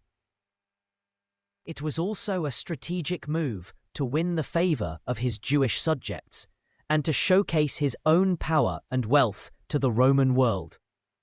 Beyond the temple, Herod constructed palaces, fortresses like Masada and Herodium, and even a grand port city at Caesarea Maritima, complete with an artificial harbour. These projects required immense resources and labour, often extracted through heavy taxation, further fueling resentment among the populace. His rule was characterized by a constant tightrope walk between appeasing Rome and managing his volatile subjects. He introduced Roman customs and games, which were often seen as an affront to Jewish traditions. Yet he also championed the temple and Jewish law when it suited his political agenda. Beneath the veneer of architectural glory, Herod's reign was marked by a deep-seated insecurity that manifested in ruthless cruelty. He eliminated rivals, including members of his own family, his beloved wife Mariamne, her mother, and several of his own sons, whom he suspected of plotting against him. This paranoia, historians often suggest, stemmed from his precarious position as a Roman client king, always susceptible to the whims of the emperor, and his constant struggle for acceptance among his Jewish subjects. It is this dark undercurrent of his rule that forms the backdrop for one of the most pivotal narratives in human history, the life of Jesus of Nazareth. The birth of Jesus, as recounted in the Gospels, occurred during Herod's reign, a detail that places it within a specific historical context of Roman dominion and Herodian authority. The story of the Magi seeking the King of the Jews and Herod's subsequent decree to kill all male infants in Bethlehem, while debated by some historians for its exact historical veracity, certainly aligns with the known character of Herod the Great and his ruthless suppression of perceived threats to his power. Jesus grew up in Galilee, a region known for its fervent messianic expectations and occasional rebellions against Roman rule and their local proxies. His ministry, which began around 27 to 29 CE, was centered on a message of spiritual transformation, love, and the coming of the kingdom of God, a message that resonated deeply with many, particularly the poor and marginalized. Jesus' teachings and miracles attracted a significant following, and his arrival in Jerusalem for Passover, riding on a donkey, was interpreted by many as a messianic entry, fulfilling ancient prophecies. This public acclamation, combined with his challenging of the temple authorities and his growing popularity, was seen as a direct threat by both the Jewish religious establishment, who feared disruption to their delicate balance with Rome, and by the Roman authorities, who were ever vigilant against any potential uprising. The Roman prefect of Judea at this time was Pontius Pilate, a figure known for his harsh rule and insensitivity to Jewish customs. The sequence of events that led to Jesus' crucifixion is complex and has been interpreted in various ways throughout history. Arrested by the temple guard, Jesus was brought before the Sanhedrin, the Jewish high court, on charges of blasphemy. Subsequently, he was handed over to Pilate, as only the Roman authorities held the power of capital punishment. Pilate, perhaps seeing Jesus as a minor political agitator rather than a serious threat, or perhaps attempting to appease the agitated crowd, ultimately condemned him to death by crucifixion, a common Roman method of execution for rebels and criminals. This event, occurring around 30 to 33 CE, though seemingly a localized incident of Roman justice, would profoundly reshape the spiritual landscape of Jerusalem and the world. Following Jesus' death, his followers, initially a small group, began to spread his message, first within Jerusalem, then throughout Judea, and eventually across the Roman Empire. The early Christian community in Jerusalem, led by figures like Peter and James, the brother of Jesus, continued to worship in the temple and adhere to Jewish law, while also developing their distinct beliefs about Jesus as the Messiah and Son of God. However, tensions between the nascent Christian movement and the established Jewish authorities grew, particularly as the Christians began to preach that Jesus was the fulfillment of the Torah and the prophets, and that salvation was available to all, Jew and Gentile alike. As the decades passed, Jerusalem remained a city simmering with discontent under Roman rule. The Roman procurators, often corrupt and heavy-handed, consistently provoked the Jewish population. The imposition of Roman taxes, the presence of Roman legions, and the occasional desecration of Jewish holy sites fueled a growing sense of desperation and messianic fervor. Several minor revolts erupted, brutally suppressed by Rome. The Jewish people, with their unique monotheistic faith and fiercely independent spirit, found themselves increasingly at odds with the polytheistic, imperialistic power that governed them. The breaking point arrived in 66 CE, with the outbreak of the First Jewish-Roman War, often referred to as the Great Revolt. The immediate trigger was a series of escalating provocations, including a Roman official's seizure of temple treasury funds and a massacre of Jews in Caesarea. The revolt quickly spread, engulfing Judea in a blur. A body struggle. Initially, the Jewish rebels achieved some surprising successes, even driving the Roman legion out of Jerusalem. However, the might of the Roman Empire was undeniable. Emperor Nero dispatched Vespasian, a seasoned general, and his son Titus to crush the rebellion. The war was characterized by immense brutality on both sides. As the Roman legions systematically retook Jewish strongholds, internal divisions also plagued the Jewish resistance in Jerusalem. Factions within the city fought amongst themselves, weakening their collective defense against the impending Roman onslaught. Historians still debate the extent to which these internal conflicts contributed to a city's downfall, but it is clear that they severely hampered any unified resistance.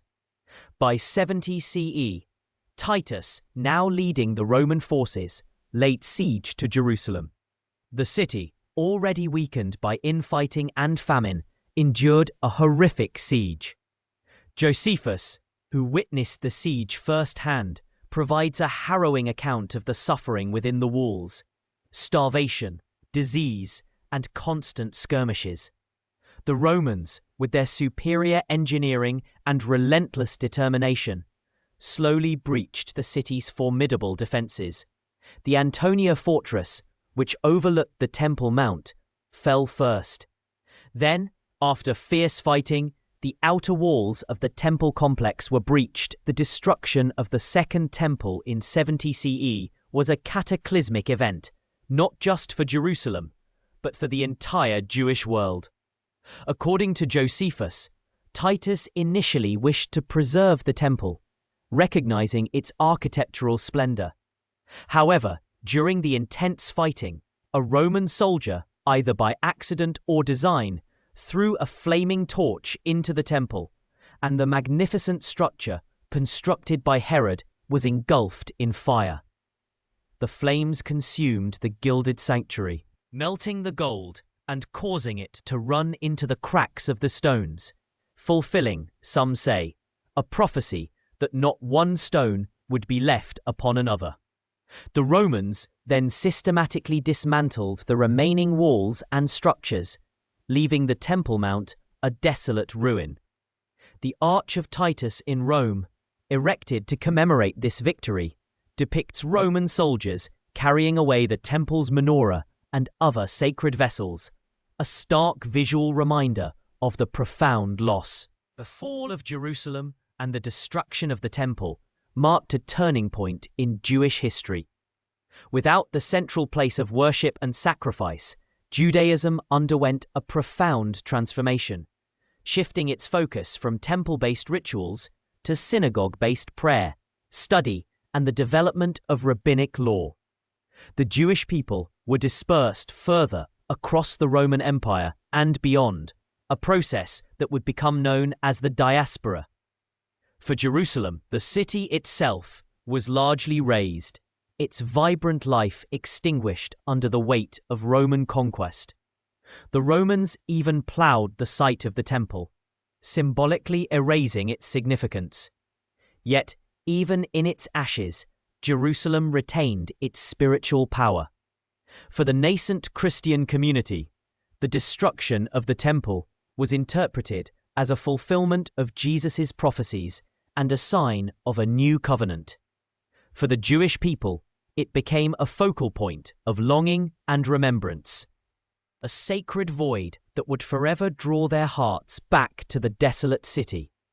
The echo of the flames that consumed the temple would reverberate through centuries, shaping the destiny of a people and the memory of a city that refused to be forgotten.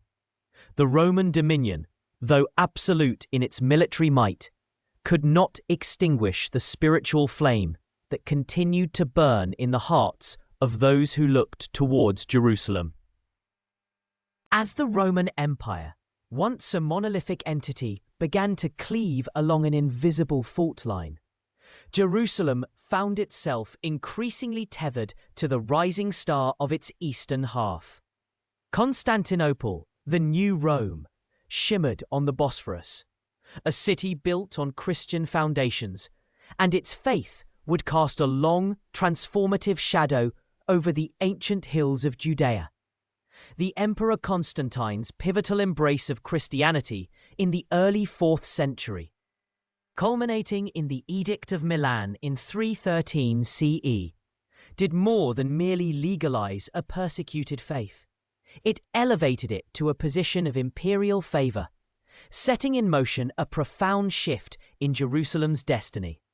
No longer merely a provincial outpost, the city began to be seen through the lens of sacred geography, the very ground hallowed by the footsteps of Christ. Helena, Constantine's devout mother, arrived in Jerusalem around 326 CE, her heart set on uncovering the sites central to Christian tradition. Her pilgrimage was no mere personal journey. It was an imperial endorsement, a tangible expression of the new Christian empire's devotion. Guided by local tradition and perhaps a deep spiritual intuition, she is credited with identifying the Holy Sepulchre, the site of Christ's crucifixion, burial, and resurrection. This discovery, whether through divine intervention or careful investigation, ignited a monumental building project. Under Constantine's patronage, the magnificent Church of the Holy Sepulchre began to rise, a sprawling complex encompassing the Rock of Golgotha and the tomb itself. Its construction, completed around 335 CE, was an architectural marvel of its age, designed to accommodate the growing tide of pilgrims and to visually declare Jerusalem's new status as the spiritual heart of the Christian world. The city, still bearing the Roman name Aelia Capitolina, gradually shed its pagan overlay. The temples to Jupiter and Venus, once symbols of Roman dominance, were dismantled, their stones perhaps repurposed in the very churches that now claimed the sacred ground. The Cardo Maximus, the main north-south thoroughfare built by Hadrian, remained a bustling artery, but its purpose shifted. Instead of leading to a pagan forum, it now guided pilgrims towards the grand basilicas. The Anastasis Rotunda, the circular edifice within the Holy Sepulchre complex, became the focal point of Christian worship. Its dome reaching towards the heavens, echoing perhaps the very moment of resurrection it commemorated. This era, spanning from the 4th to the 7th centuries, saw Jerusalem blossom into an unparalleled pilgrimage destination. Monasteries proliferated across the Judean desert, their hermits and monks drawn to the spiritual intensity of the land. The Mar Saba Monastery, founded by Saint Sabas in the late 5th century, became a renowned center of monastic life, its ancient walls clinging precariously to the cliffs of the Kidron Valley, a testament to the enduring human quest for solitude and divine connection.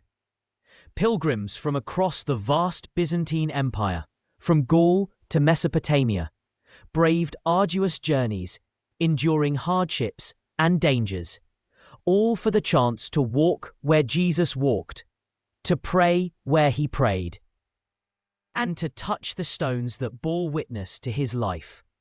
Accounts like that of Egeria, a pilgrim from Western Europe who visited Jerusalem around 380 CE, offer invaluable glimpses into the vibrant liturgical life of the city, describing elaborate ceremonies, processions, and the deep emotional impact of visiting the sacred sites. Her detailed itinerary reveals a city already well established with holy places, each with its own traditions and rituals.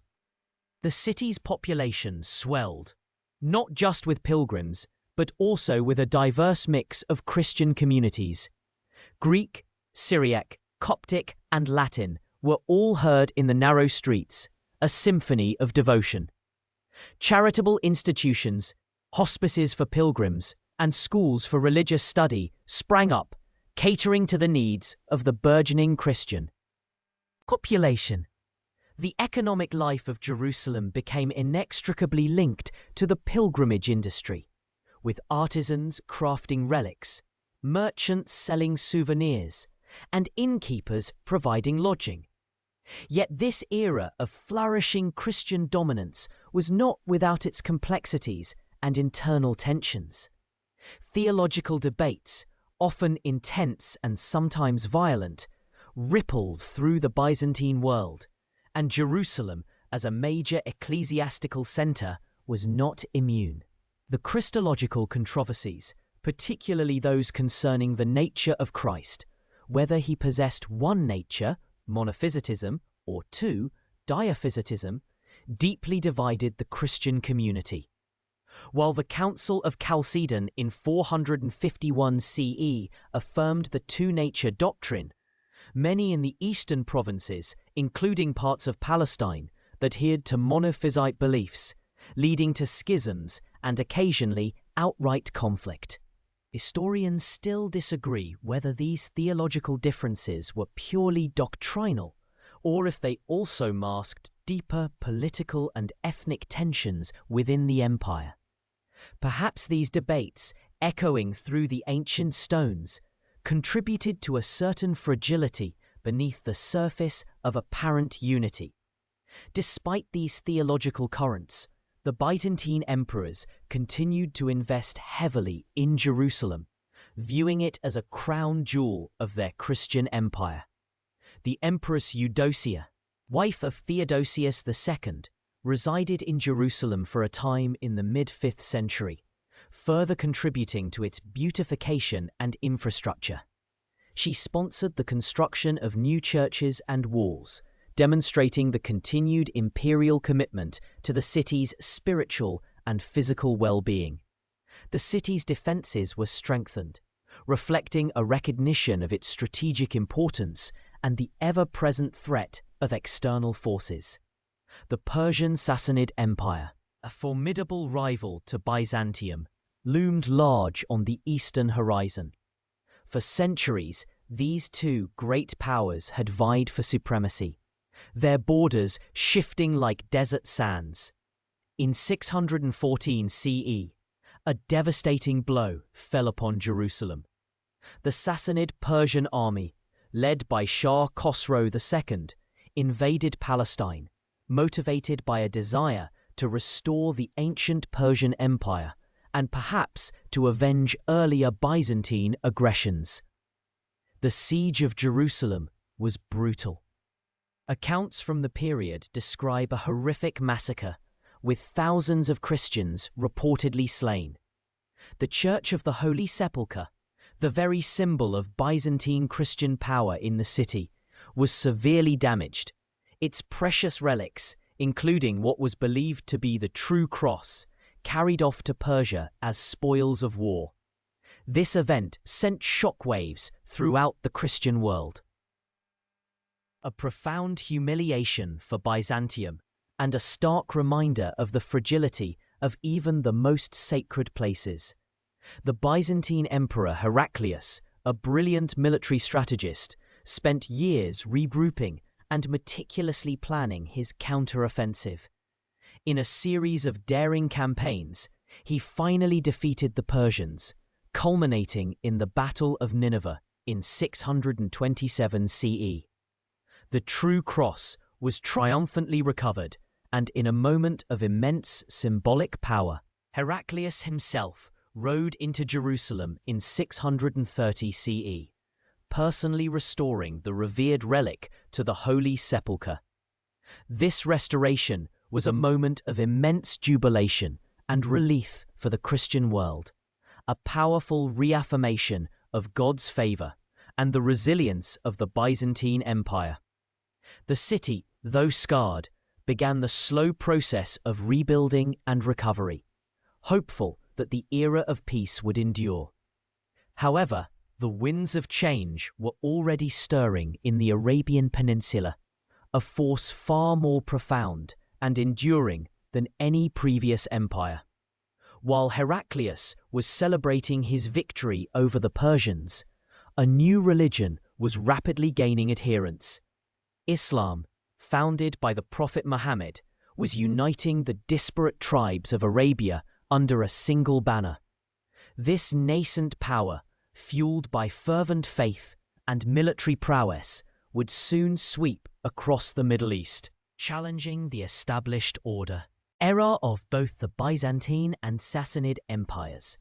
The Byzantine period in Jerusalem, though marked by periods of immense devotion and architectural splendor, was also a time of shifting allegiances, theological debates, and ultimately vulnerability.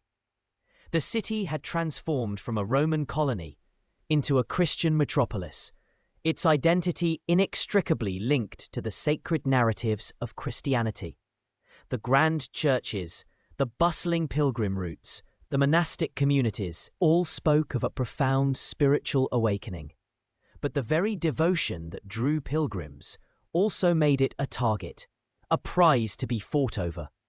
The stage was set for yet another dramatic shift in Jerusalem's long and storied history, a transition that would redefine its cultural and religious landscape for centuries to come. The triumphant return of the true cross was a fleeting moment of respite, a final act in a play whose next scene would introduce an entirely new cast of characters and a different faith. The sounds of Greek hymns and Latin prayers would soon mingle with, and eventually be superseded by, the call to prayer echoing from newly erected minarets. The 7th century dawned, carrying on its breath the scent of change, a wind from the Arabian deserts that would forever alter Jerusalem's destiny. The Byzantine Empire, though still dominant, found its grip loosening under the strain of prolonged wars with the Sasanian Persians. In 614 CE, a devastating blow fell upon Jerusalem.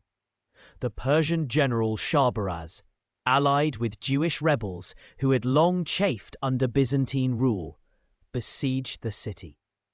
For 20 days, the walls withstood the assault, but eventually they crumbled. The ensuing sack was brutal. Churches were burned, thousands were reportedly massacred, and the true cross, a relic revered by Christians, was carried off to Persia.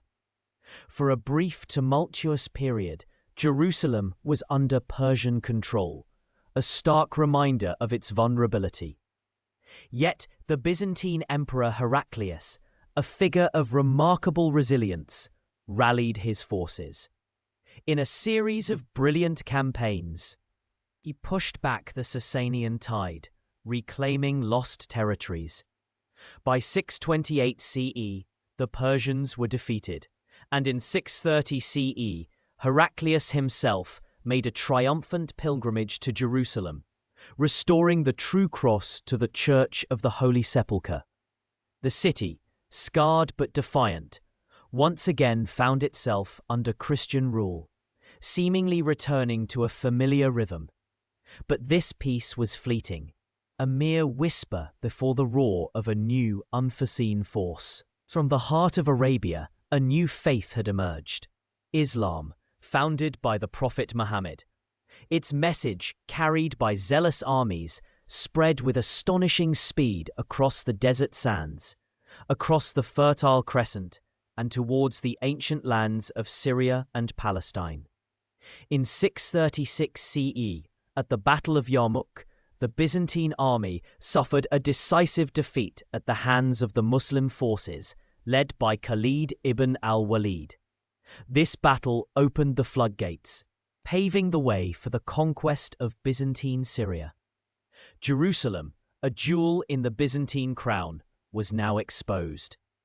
In 637 CE, or perhaps early 638 CE, depending on differing historical accounts, the Muslim army, under the command of Abu Ubaidah ibn al-Jarrah, laid siege to Jerusalem.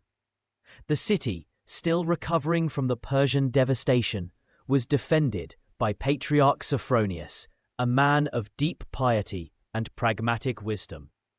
Faced with an inevitable outcome, Sophronius sought terms, insisting that the city surrender only to the Caliph himself. And so Umar ibn al-Khattab, the second Caliph of Islam, journeyed from Medina to Jerusalem, a journey that would become legendary.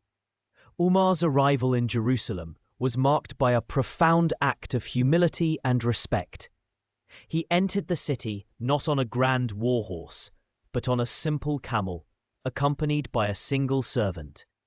He met with Sophronius, and together they drafted the Pact of Umar, a document that guaranteed the safety of Jerusalem's Christian inhabitants, their churches, and their religious practices, in exchange for their submission and the payment of a poll tax.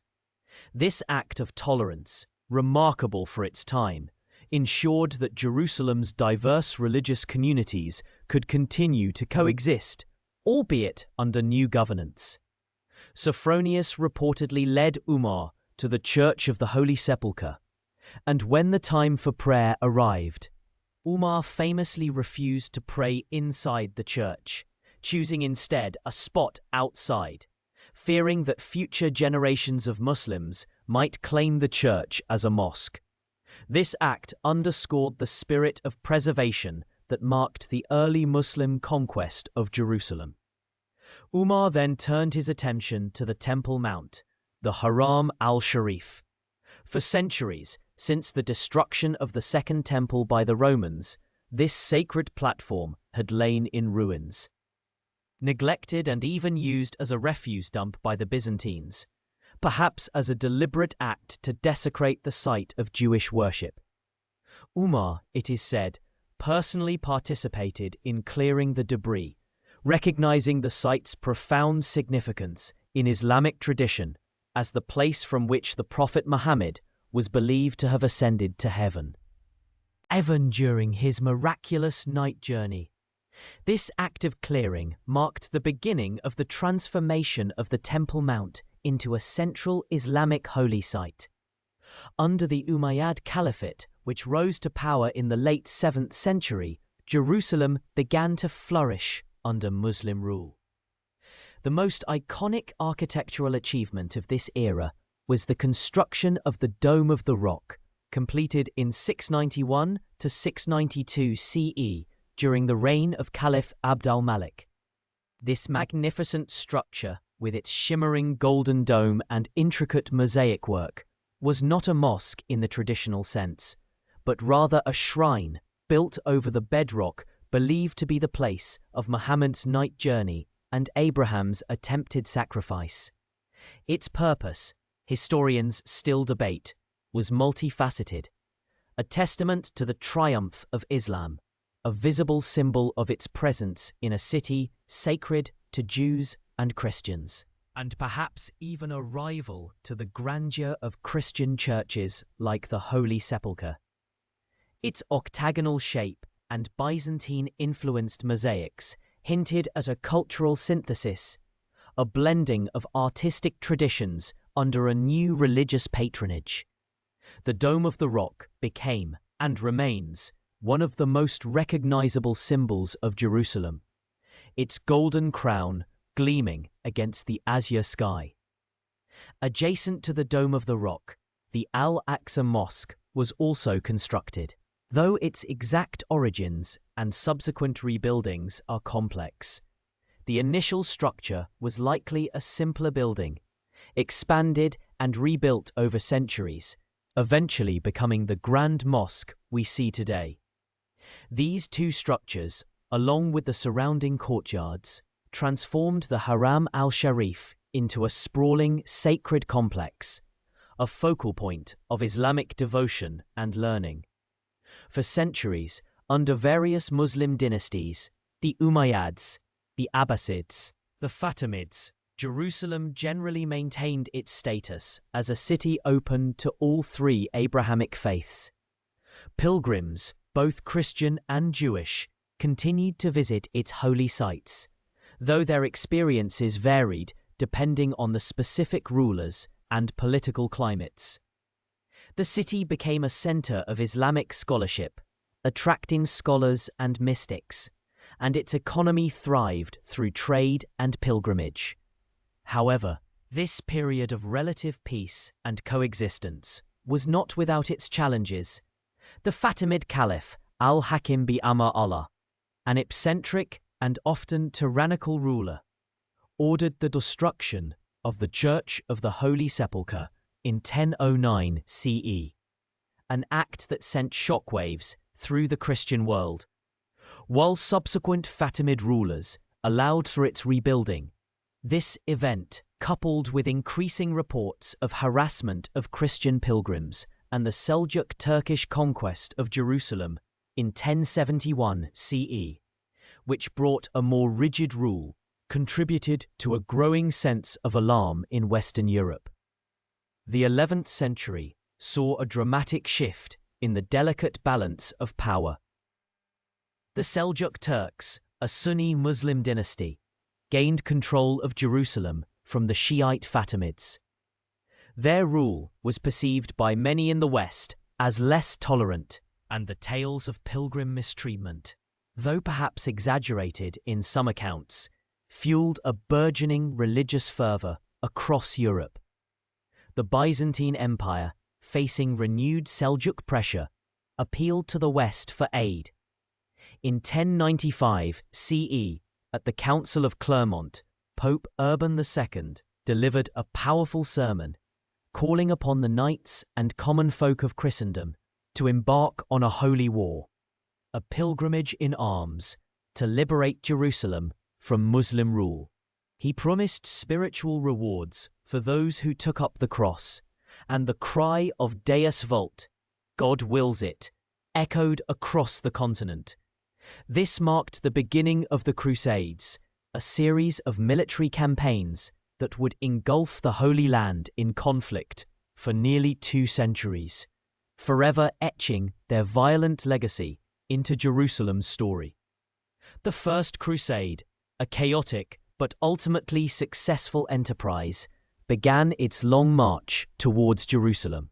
After years of arduous campaigning, marked by brutal sieges and massacres, the Crusader army, a motley collection of European knights and foot soldiers, finally reached the walls of Jerusalem in June 1099 CE. The city, defended by a Fatimid garrison, was besieged for over a month. On July 15, 1099 CE, the Crusaders breached the walls, reportedly near the northeastern corner. What followed was a horrific massacre.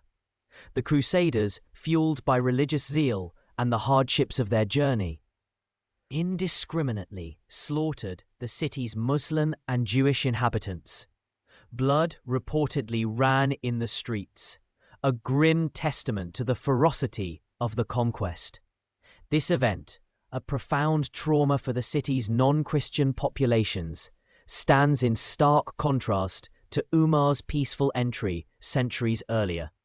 With Jerusalem in their hands, the Crusaders established the Latin Kingdom of Jerusalem, a feudal state modelled on European lines.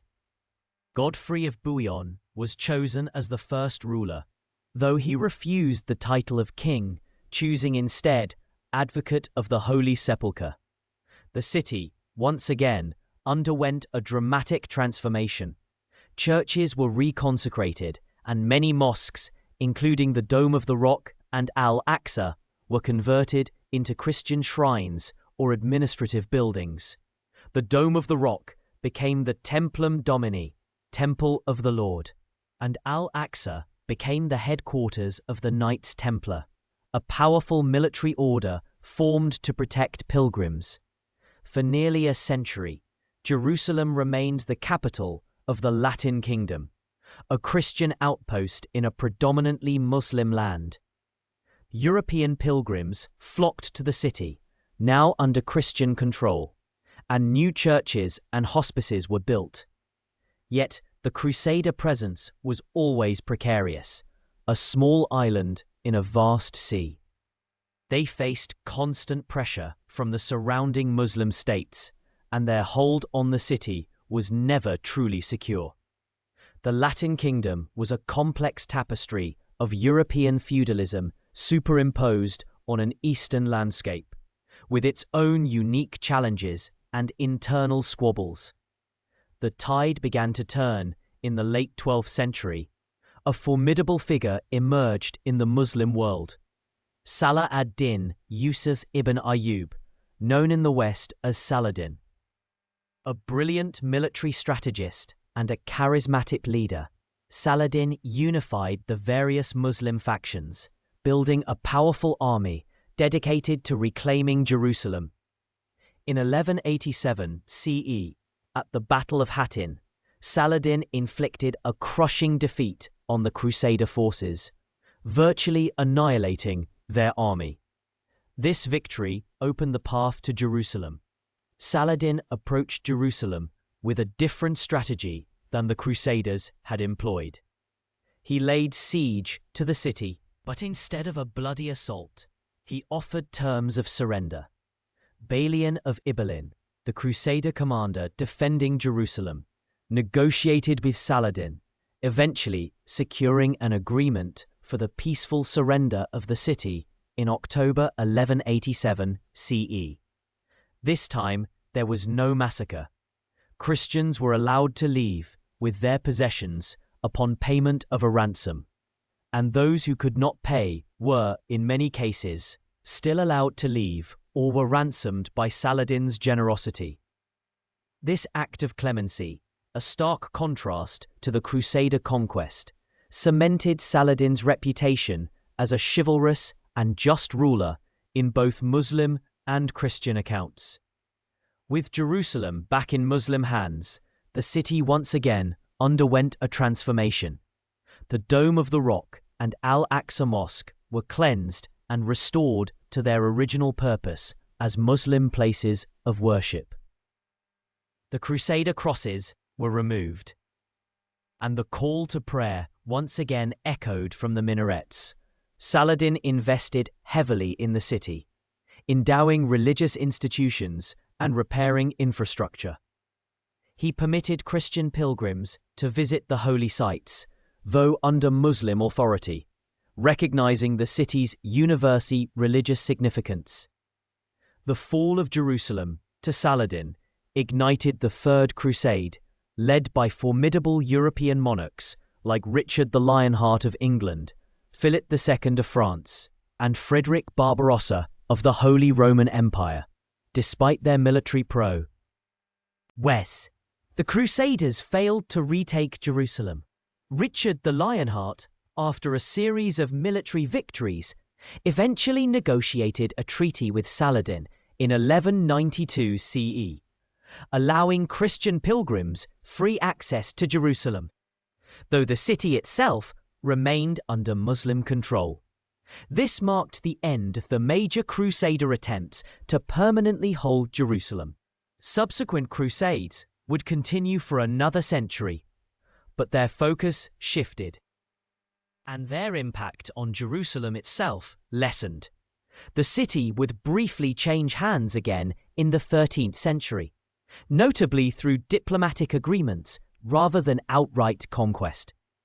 Frederick II, the Holy Roman Emperor, through negotiation with the Ayyubid Sultan al-Kamil, briefly gained control of Jerusalem in 1229 CE during the Sixth Crusade, promising to allow Muslim worship.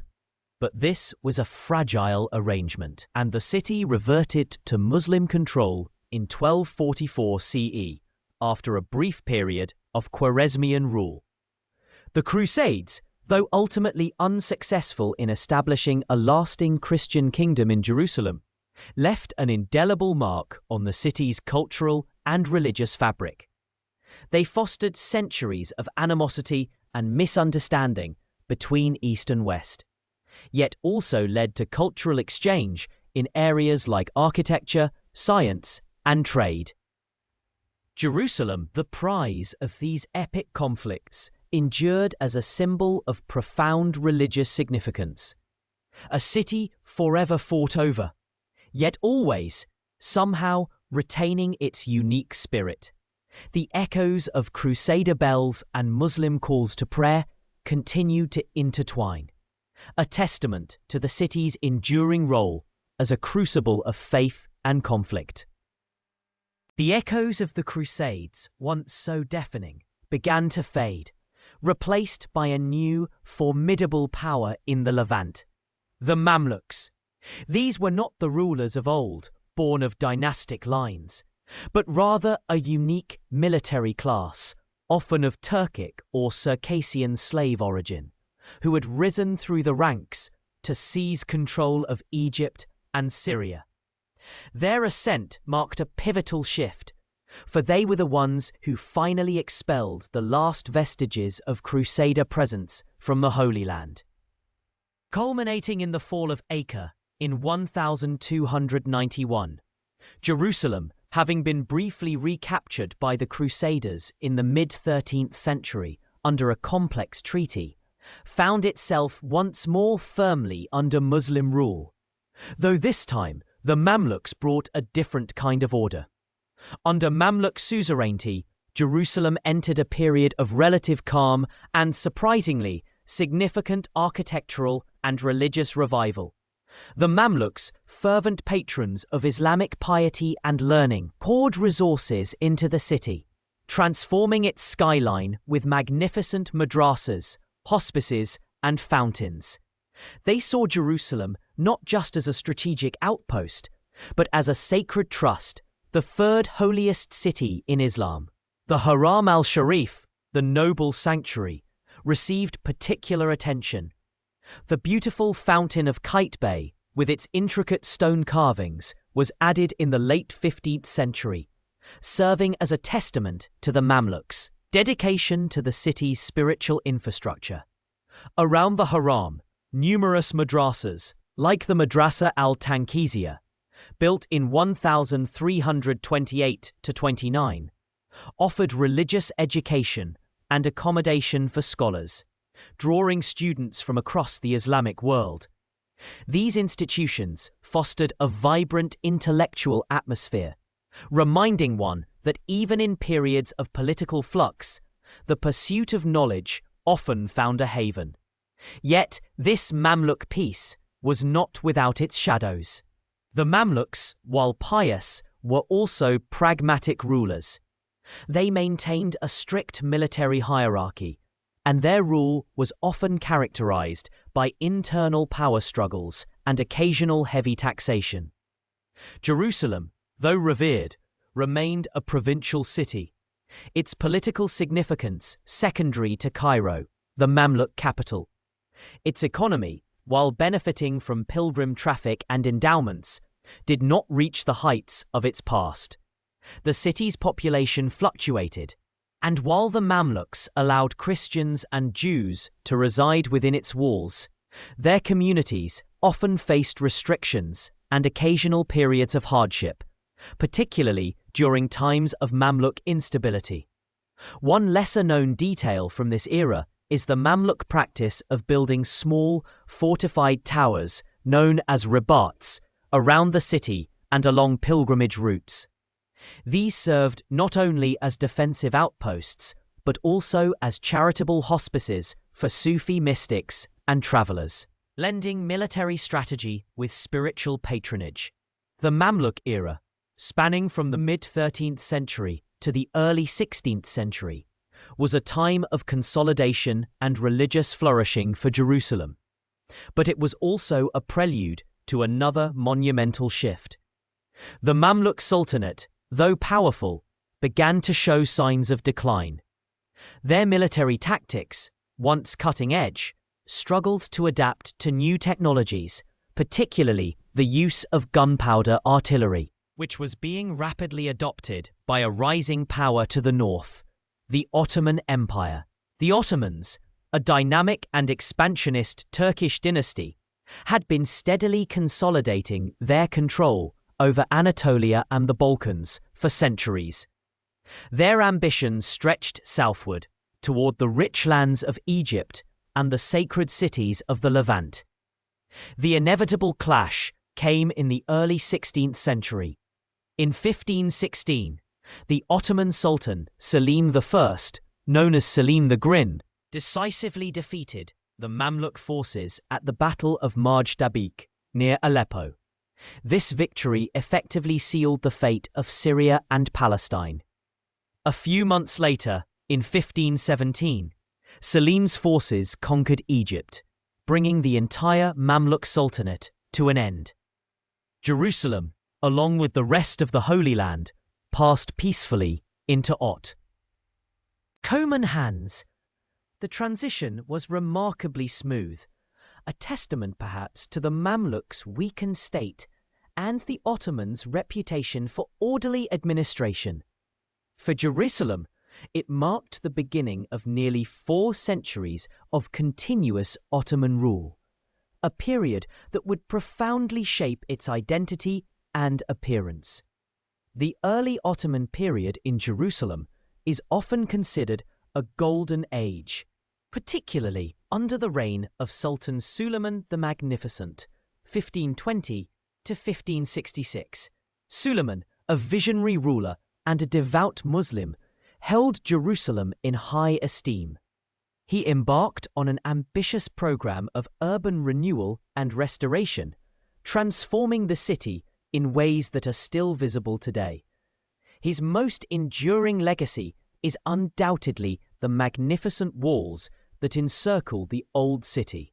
These walls, largely completed between 1537 and 1541, were not merely defensive structures, but also a grand statement of Ottoman power and piety.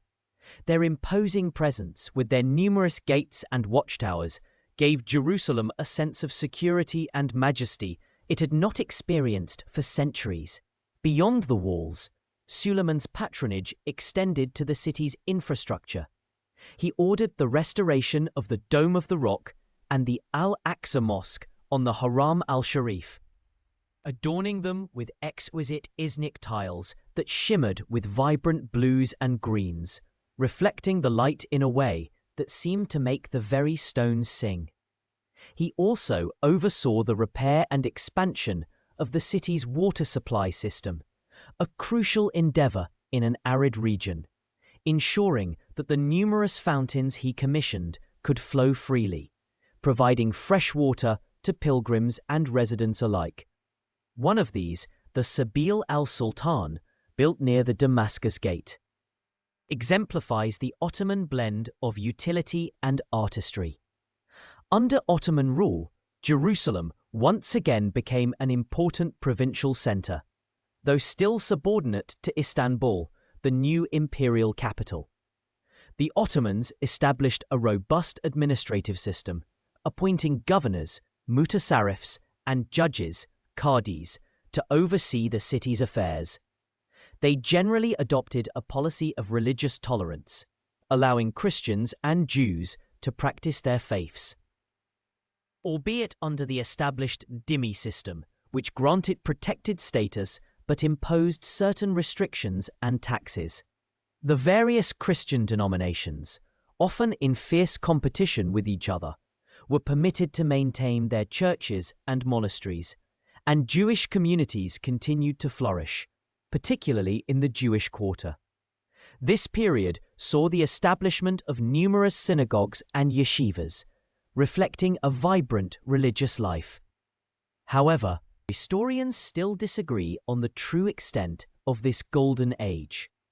While Suleiman's architectural legacy is undeniable, some scholars argue that the city's economic prosperity did not always match its physical splendor. Jerusalem remained largely dependent on religious endowments, waqifs, and pilgrim traffic, and its strategic importance waned as the Ottoman Empire consolidated its vast territories. The city's internal administration, while generally stable, could at times be susceptible to corruption or local feuds. Furthermore, the relationship between the various religious communities, while generally peaceful, was not without its tensions, particularly over access to holy sites, a constant source of friction that the Ottomans often had to mediate. For instance, the status quo arrangement governing the holy sites, particularly the Church of the Holy Sepulchre, which meticulously details the rights and responsibilities of the various Christian denominations, largely solidified during the Ottoman period, a testament to the complex interfaith dynamics they managed. As the centuries of Ottoman rule progressed, Jerusalem experienced periods of both stability and decline.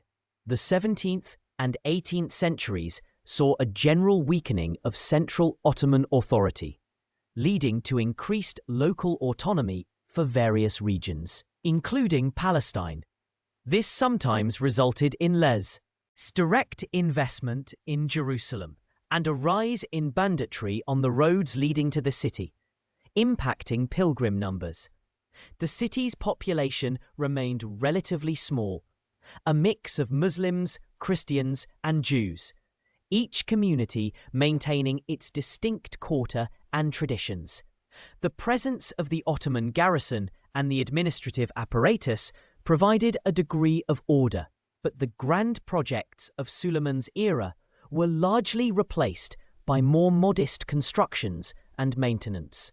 The 19th century brought renewed interest in Jerusalem, both from the Ottoman central government and from European powers. The Tanzimat reforms, a series of modernization efforts initiated by the Ottoman Empire in the mid-19th century, sought to centralize administration and improve infrastructure across the empire. In Jerusalem, this meant the establishment of new municipal institutions, improved security, and a gradual opening up to Western influence. European consulates began to proliferate in the city, each vying for influence and protection of their respective religious communities. This period saw a significant increase in Christian pilgrimage, and with it, the construction of new churches, hospices, and schools by various European nations, transforming the urban landscape outside the old city walls. The Russian compound, a vast complex built to accommodate Russian pilgrims, is a striking example of this European presence. The late Ottoman period also witnessed a significant growth in Jerusalem's Jewish population, particularly after the mid-19th century. Driven by religious fervor, a desire to return to Zion, and sometimes by persecution in their home countries, Jewish immigrants from Eastern Europe and other parts of the Ottoman Empire began to settle in Jerusalem in increasing numbers. This led to the development of new Jewish neighborhoods outside the old city walls, such as Mishkanot Sha'ananim, built in 1860 with the financial support of Moses Montefiore, marking the first Jewish settlement outside the ancient walls. This expansion signaled a demographic shift that would have profound implications for the city's future. By the turn of the 20th century, Jerusalem was a vibrant, multi-ethnic and multi-religious city, still under Ottoman rule but increasingly influenced by global currents. The ancient walls of Suleiman stood strong, but beyond them, a new city was rapidly growing, with modern buildings, hospitals, and schools. The Ottomans, despite their eventual decline, had provided Jerusalem with a long period of continuous, if not always prosperous, rule, allowing its diverse communities to coexist and its sacred sites to be preserved. Perhaps these walls, built so meticulously by Suleiman's engineers, whispered stories of the countless pilgrims who had passed through their gates, of the prayers offered in a multitude of tongues, and of the enduring spirit of a city that had weathered empires and emerged time and again as a beacon of faith for millions. The gentle hum of daily life under the Ottoman crescent, the distant call to prayer mingling with the church bells and the shofar, created a unique tapestry of sound, a testament to centuries of shared existence within this sacred space. But the world was changing rapidly, and the long Ottoman peace, like so many before it, was drawing to a close, paving the way for yet another transformation in Jerusalem's unending story. The Great War, brewing in the distant capitals of Europe, would soon reach even these ancient shores, bringing with it an end to an era and the dawn of a new, tumultuous chapter for the city. The gentle hum of the new century brought with it an air of change, though for Jerusalem, the old stones still held their breath, waiting. The long Ottoman night was drawing to a close, a twilight that had lasted for 4 centuries. The city, accustomed to the slow rhythm of imperial rule, found itself on the cusp of a new, bewildering dawn. The Great War, a distant rumble for many, brought its tremors to the ancient land. In 1917, as the world convulsed, General Edmund Allenby of the British forces entered Jerusalem on foot, a deliberate gesture of respect for its sacred character. This was not a conqueror's triumphal march, but a quiet, almost reverent procession. The Ottoman banners, which had flown over the Dome of the Rock for so long, were lowered, and the Union Jack rose in their place. This marked the beginning of the British Mandate, a period that would fundamentally reshape Jerusalem and the wider region. The League of Nations, born from the ashes of the war, entrusted Britain with the administration of Palestine, including Jerusalem, with the stated aim of preparing the land for self-governance. But this mandate was layered with complex, often conflicting promises. The Balfour Declaration of 1917, issued by the British government, had expressed support for the establishment in Palestine of a national home for the Jewish people, while also stipulating that nothing shall be done which may prejudice the civil and religious rights of existing non-Jewish communities in Palestine. These two aspirations, seemingly harmonious on paper, would prove incredibly difficult to reconcile on the ground, especially within the confines of Jerusalem. The British administration, headquartered in Jerusalem, faced an unenviable task. They sought to modernize the city, bringing in new infrastructure, improving sanitation, and establishing a more formalized legal system. The old city walls, which had stood for centuries, now saw new roads built around them, and the first automobiles began to chug through the narrow lanes, startling donkeys and pedestrians alike. Yet, beneath this veneer of progress, tensions simmered.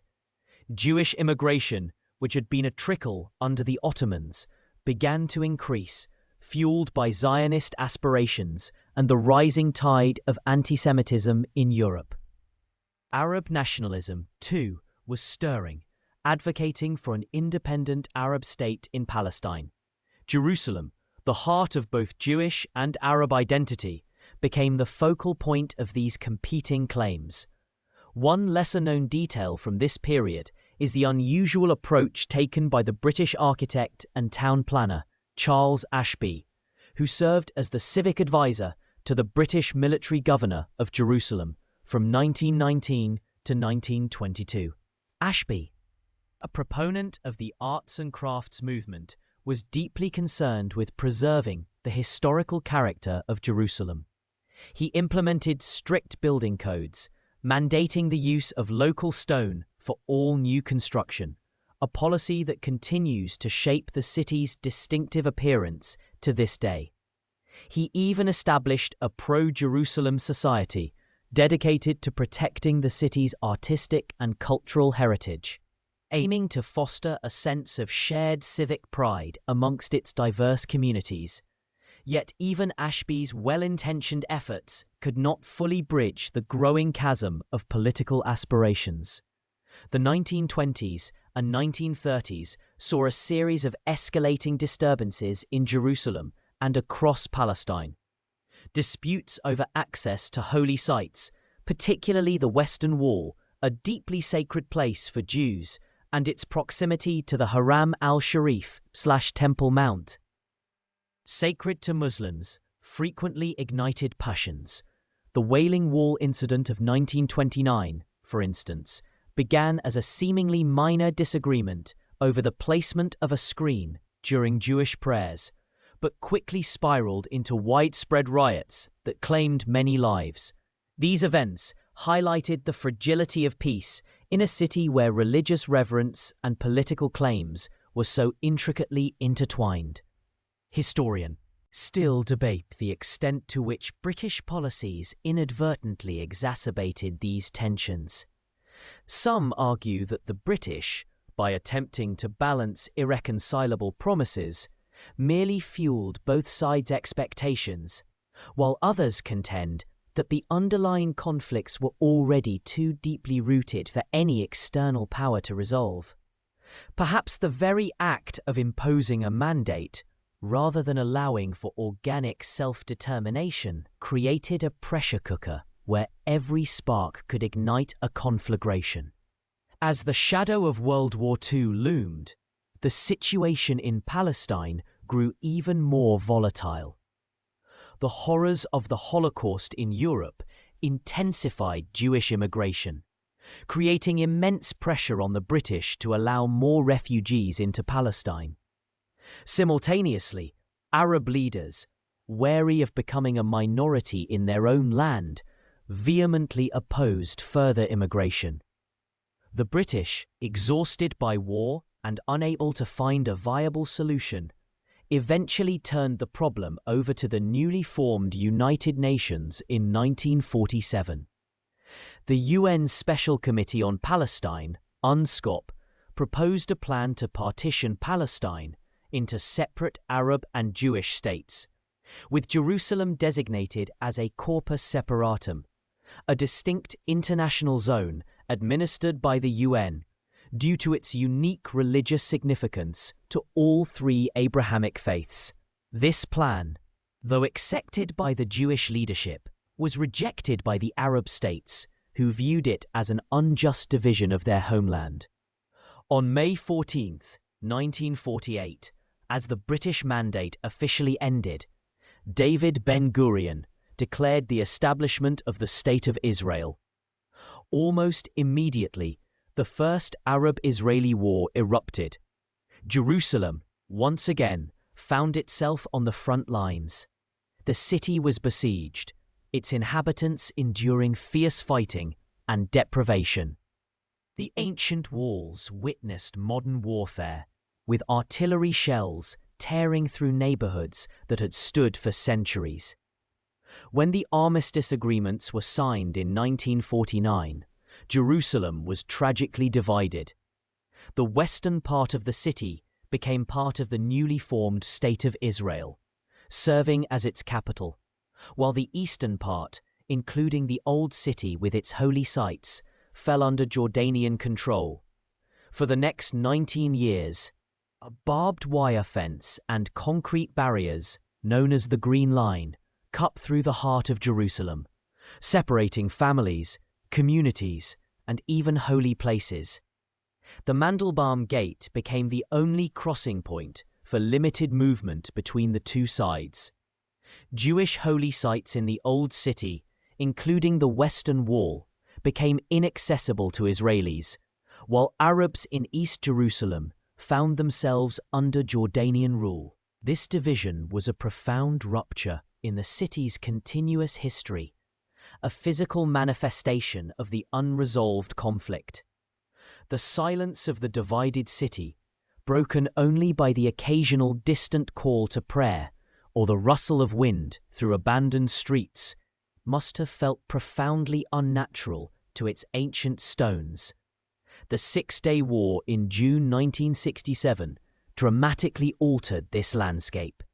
In a swift military campaign, Israel captured East Jerusalem from Jordan, along with the West Bank, Gaza Strip, and other territories. The symbolic moment came when Israeli paratroopers entered the Old City, reaching the Western Wall. The barriers that had divided Jerusalem for nearly 2 decades were torn down. Israel swiftly annexed East Jerusalem, declaring the reunification of the city and proclaiming it the eternal, undivided capital of Israel. This act, however, was not recognized by most of the international community, which maintained that East Jerusalem remained occupied territory. Since 1967, Jerusalem has been administered by Israel, but its status remains one of the most contentious issues in the Israeli-Palestinian conflict. The city has grown exponentially, with new neighborhoods expanding in all directions, often blurring the old lines of division. The demographic balance has shifted, and the daily lives of its diverse inhabitants are deeply shaped by the ongoing political reality. The Dome of the Rock and the Al-Aqsa Mosque on the Haram al-Sharif Temple Mount continue to be administered by the Jordanian-funded Waqf, an Islamic trust, while overall security remains under Israeli control. This delicate arrangement, often referred to as the status quo, is a constant source of tension and requires careful navigation. The city, with its layers of history, continues to be a vibrant, yet deeply complex mosaic. Pilgrims of all faiths still flock to its sacred sites, their footsteps echoing those who came before them for millennia. The call to prayer mingles with the ringing of church bells and the shofar's blast. Yet, beneath this spiritual harmony, the political struggle persists. Generations have been born and raised in a city where the aspiration for peace is often overshadowed by the realities of conflict. The future of Jerusalem, a city so deeply intertwined with the narratives of billions, remains uncertain.